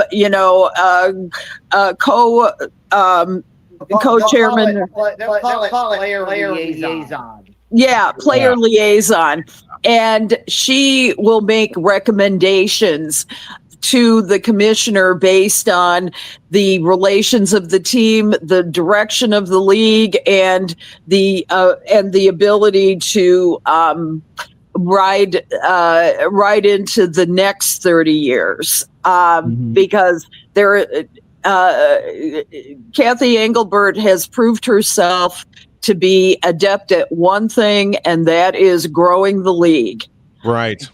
What she is not adept in is player relations. And if she doesn't know how to develop player relations by now, I don't think it's going to happen. But I think she's also too valuable to the league to lose, at least financially. To bring that home, to talk about Victor's favorite commissioner. What one thing Roger Goodell does well? Player relations. Draft day. Yep. Yes. Every single draft guy that's there. What do? They dap them up. They give them a huge hug. He cares about the players. About the players. That they care about him. Mm-hmm. Yeah. His ability to have a relationship with the players is what has kept him at his job. Yeah. That's right. Yeah. The players feel that Roger Goodell really cares about him, really cares about all of them. And that is the quantifier that has kept him in the job for, God, way too long. But that's an argument for September when football is here in full swing. Absolutely. Let me close with this. Damian, I get the fact you don't like Caitlin Clark. Okay? I get it.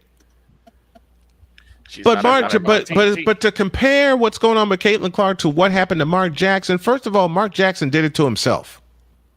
Period. Secondly, pay attention to give me this camera. Secondly, Damian, pay attention to the games, will you please? That's all I ask. Pay attention to the games with other teams in the W, and then pay attention to the games where the Indiana Fever are featured. Because in case you don't know, the Indiana Fever's games are all televised, all 44 of them. And should they make the playoffs, and it's damn looking good that they are, their playoff games will be the most highly viewed games for people that want to see Caitlin Clark succeed, and then people like you, Damian, that want to see Caitlin Clark fail. Well, she hasn't failed yet, doggone it. Last year, she was gone because of not one injury. People want to say it's just because of one injury. Wrong answer. 3 injuries. Major injuries. 3 major injuries ended her season last year. Question: if CC was being blackballed, would she be in the All-Stars, and would the Fever have 100 points?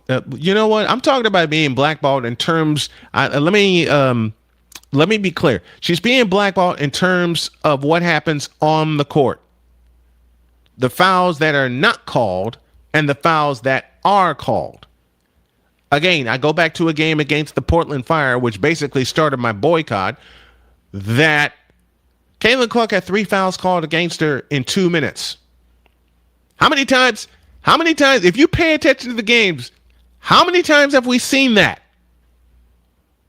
How many times have we, and it happened last night.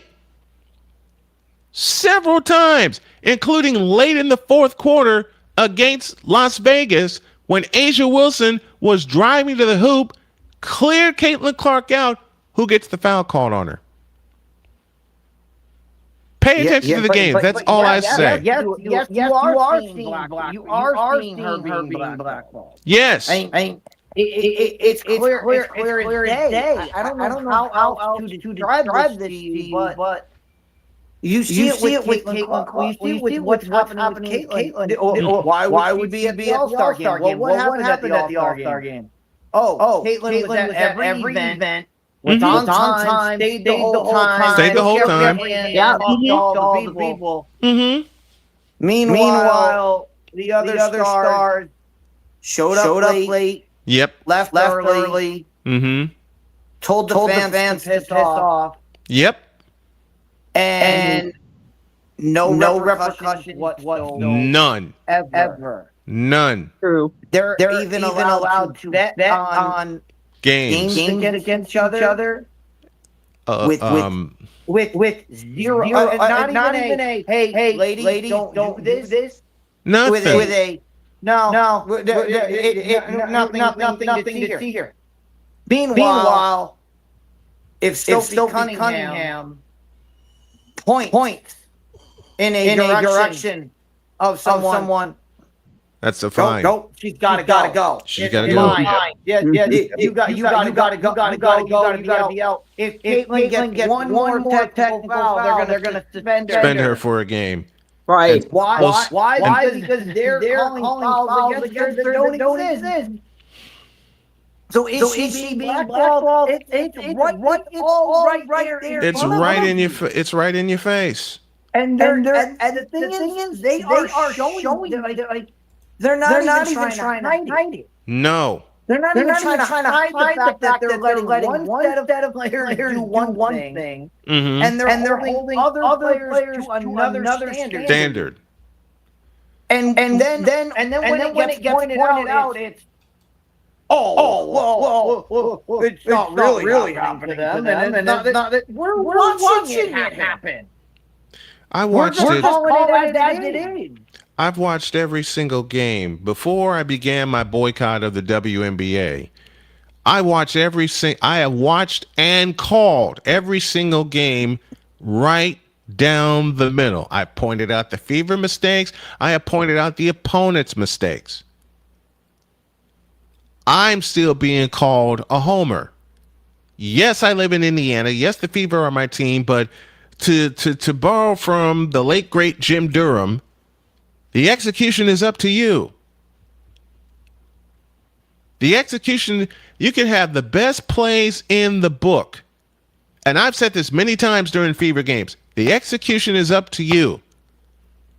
So how dare some people call me a homer when I call the games right down the middle? And I've been asked several times why I stepped away from covering the W. It's pretty simple.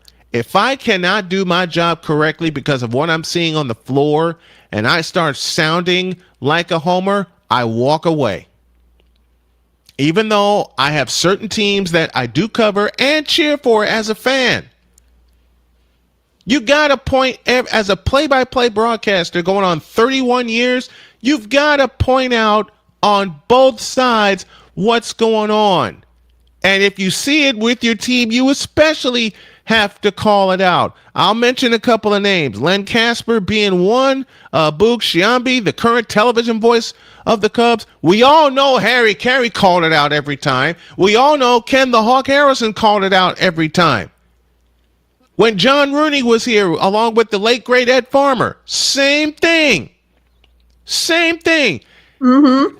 Play-by-play announcer, my job is to call the game fairly, though I am rooting for one of the teams, period.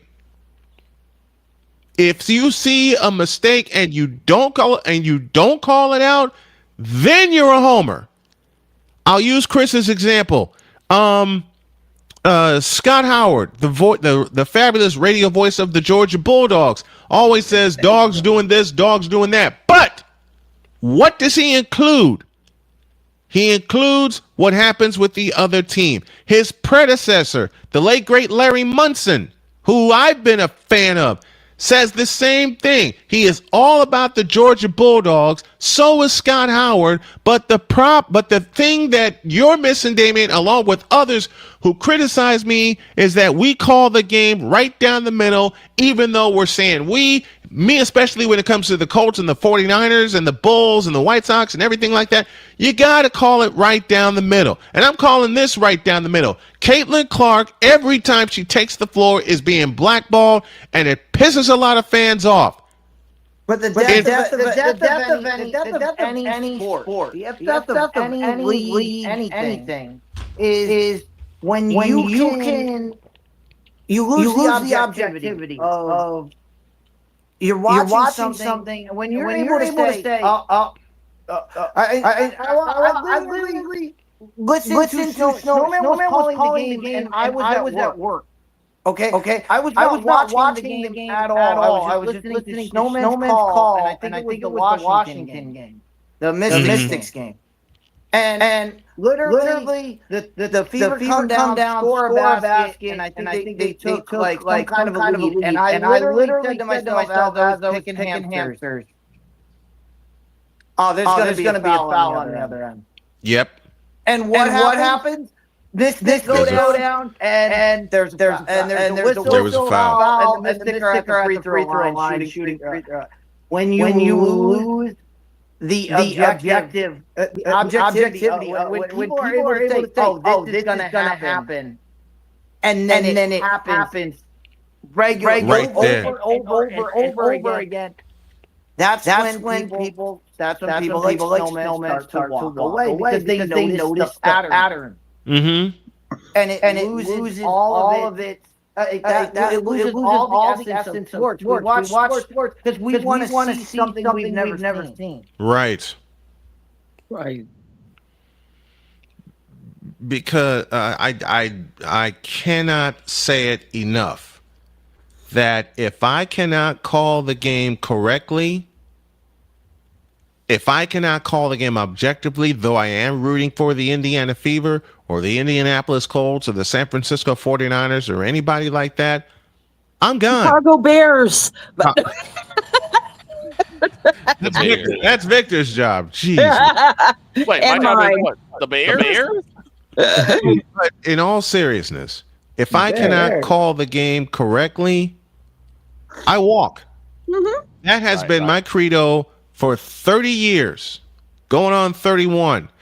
I don't see how CC is getting blackballed when she is getting the spotlight while everyone that's working their ass off hardly gets mentioned. Give me this button. How so? Give me this button, man. Give me this button. I know we're going overtime right now, but give me this button. Let me read this again. I don't see how CC is getting blackballed when she's getting the spotlight while everyone that's working their ass off hardly gets mentioned. I don't see nobody talking about DJ Carrington, who just had her debut last week. DJ Carrington. Thank you, Victor. Damian, now you pissed me off because that statement is nothing but bullshit. That's exactly what we're talking about. Right. Even if BS, right? Whose fault is that? Whose fault is that? It's not Disney's. No. It's not Caitlin Clark. It's not. No, it's not Caitlin Clark. Is that the people that is championing for the people who are not getting mentioned? Whose fault is it not getting mentioned? It's the folks in charge. It's the folks in marketing, and Allie pointed this out a couple months ago. Marketing. Yeah. You gotta have.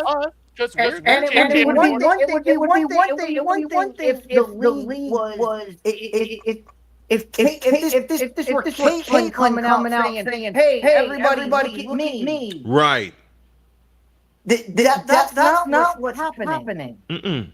She doesn't have that kind of ego. And every time we point this out, Caitlin is doing everything for the league that they could ask for. Like I said, at All-Star Weekend, she was the only one. Early, staying late, shaking every fan's hand that came to see her.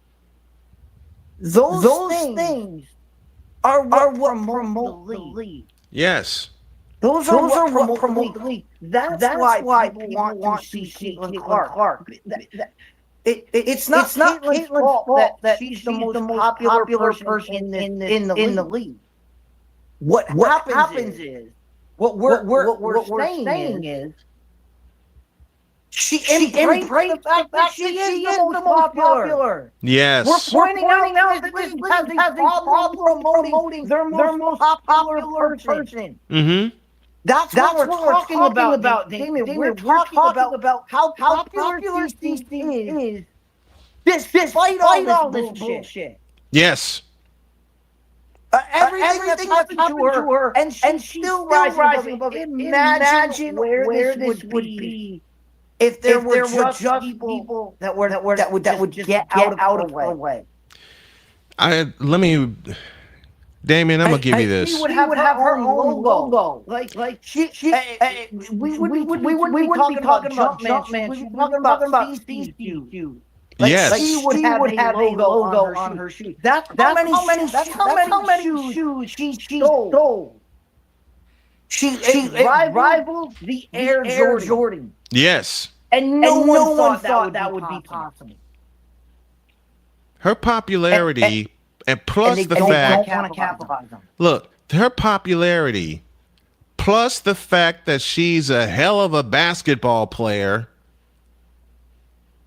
is what is pissing Kathy Engelbert off, and most of the other players in the league.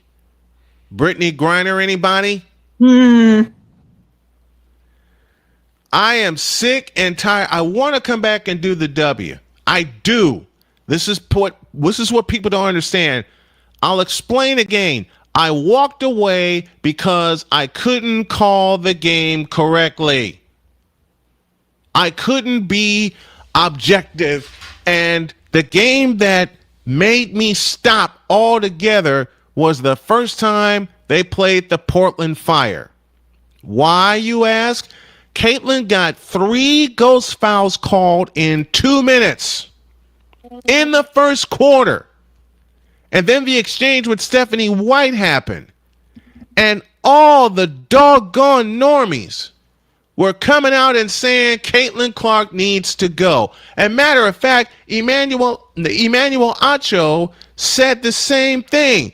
Now that Caitlin Clark has done her duty and gotten the league where they are, I think they can transition her out. Dear Emmanuel Acho. I ain't got no time for this bullshit. Emmanuel, come here. Now that's some bullshit. I'll say it again. That's so much about Emmanuel Acho. Mm-hmm.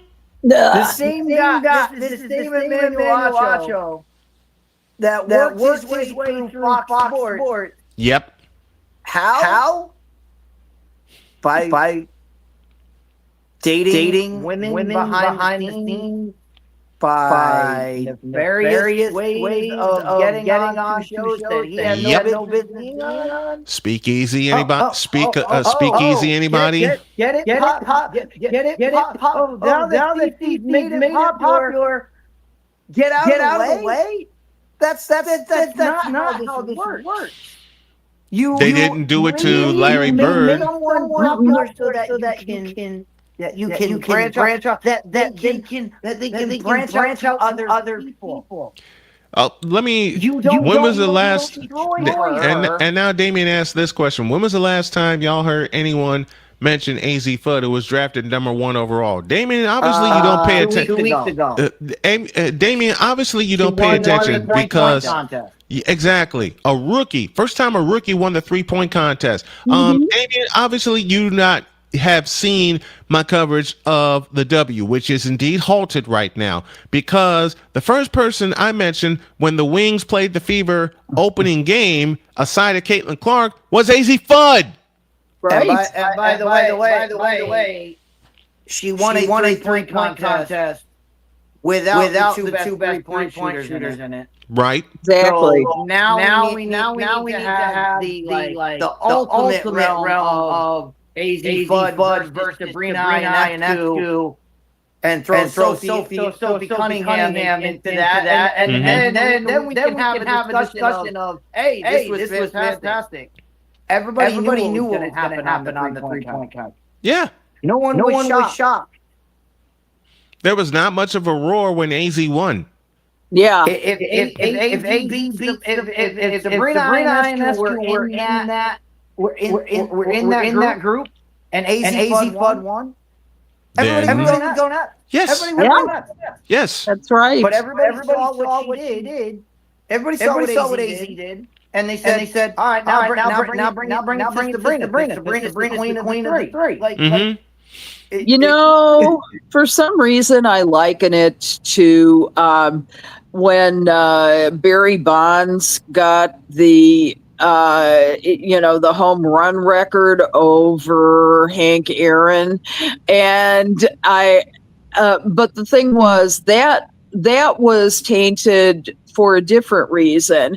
Yeah. But it was the same kind of letdown as,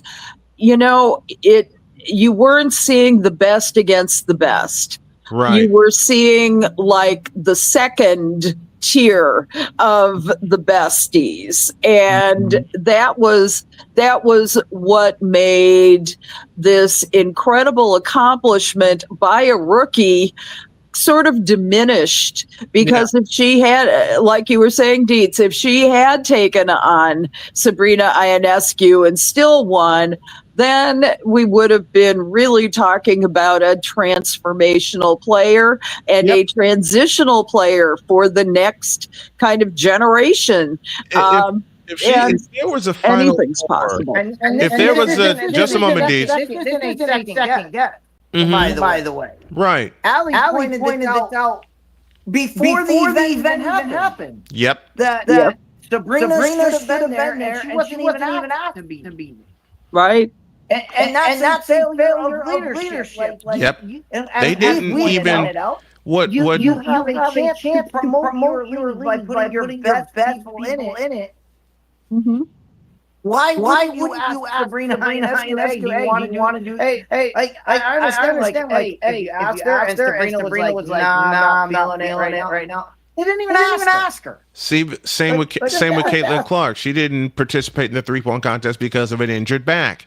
Right. And her back has been injured most of the season, but not to approach your defending 2-time champion to participate in the 3-point contest. That is the stupidest thing I've ever heard in my life. Dietz brought that to me and I exploded. How can you not? Let me play off Allie's analogy of Barry Bond. Mm-hmm. This is more like the first chase for 61. Yeah. The first what? I'm sorry. Chase for 61. Oh, okay. Yeah. Yeah. Roger Maris is out. He's eclipsing the home run record. Yep. Mm-hmm. And Yankee fans are booing him. Yeah. Why? Because he's not Mickey Mantle.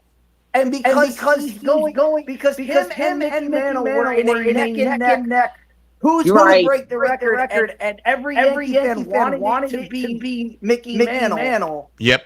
Not this random guy, Roger Maris. We don't know anything about. And they were like, just watch the movie 61. Like, they were throwing trash on him in the outfield. I know it well. So I've watched it a million times, and that's yeah. happening here. That's what's happening here. You have people that are just actively trying to.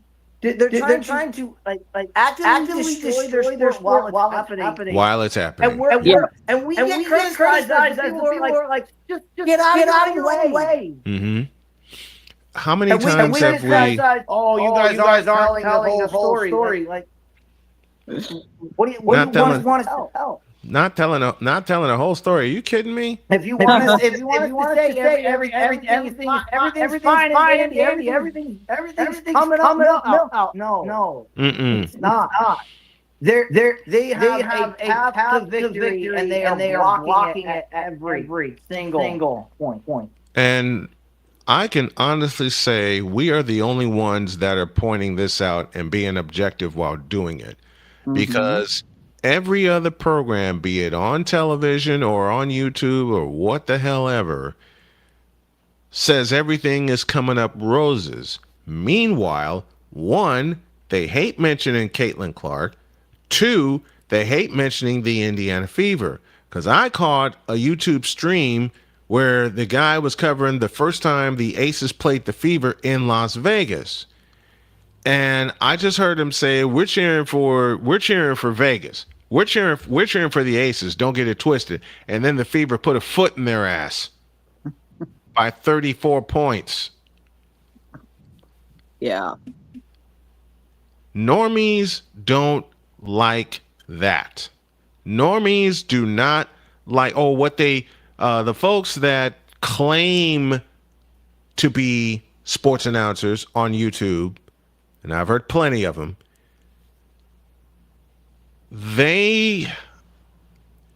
hell, I'll say this plainly. They don't hone their craft. They just work on the fans, which is what I do, but I also call the game correctly. That's what Victor does. That's what I do. That's what Shane does. That's what Dietz does. Call the game correctly, doggone it. That was the first lesson I ever learned in 1995. Yes, you're cheering for Chicago State, but call the game fairly. Right down the middle. I have done that for 30 years, going on 31 seasons, and I ain't changing for nobody. And we got to get the heck out of here. This is a discussion I bet we're going to have next week, and it's going to be even longer than that, which I absolutely adore. Allie, we adore you. We love you. Thank you for everything, including the overtime today. This was a fabulous, fabulous discussion. Thank you much, my dear. Appreciate you. Thank you. Love you guys. You have a good week.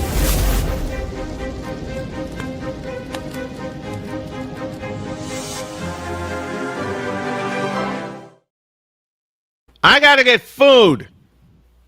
And I also got to get a nap because I have a game tonight. Have a great weekend. God bless. Remember to make your next move your best move. And always remember, if your dreams don't scare you, they are simply not big enough. Dream big, do bigger. We hope y'all are too. So long, everybody.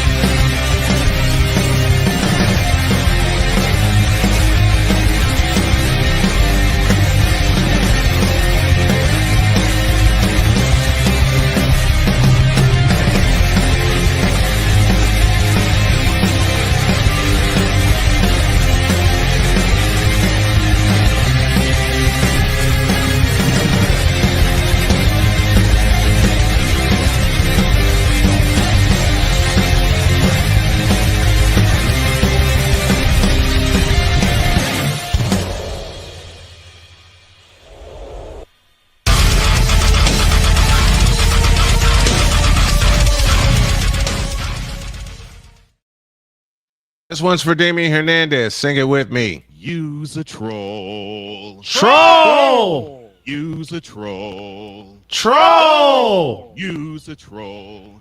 I said that use a troll. So long, everybody.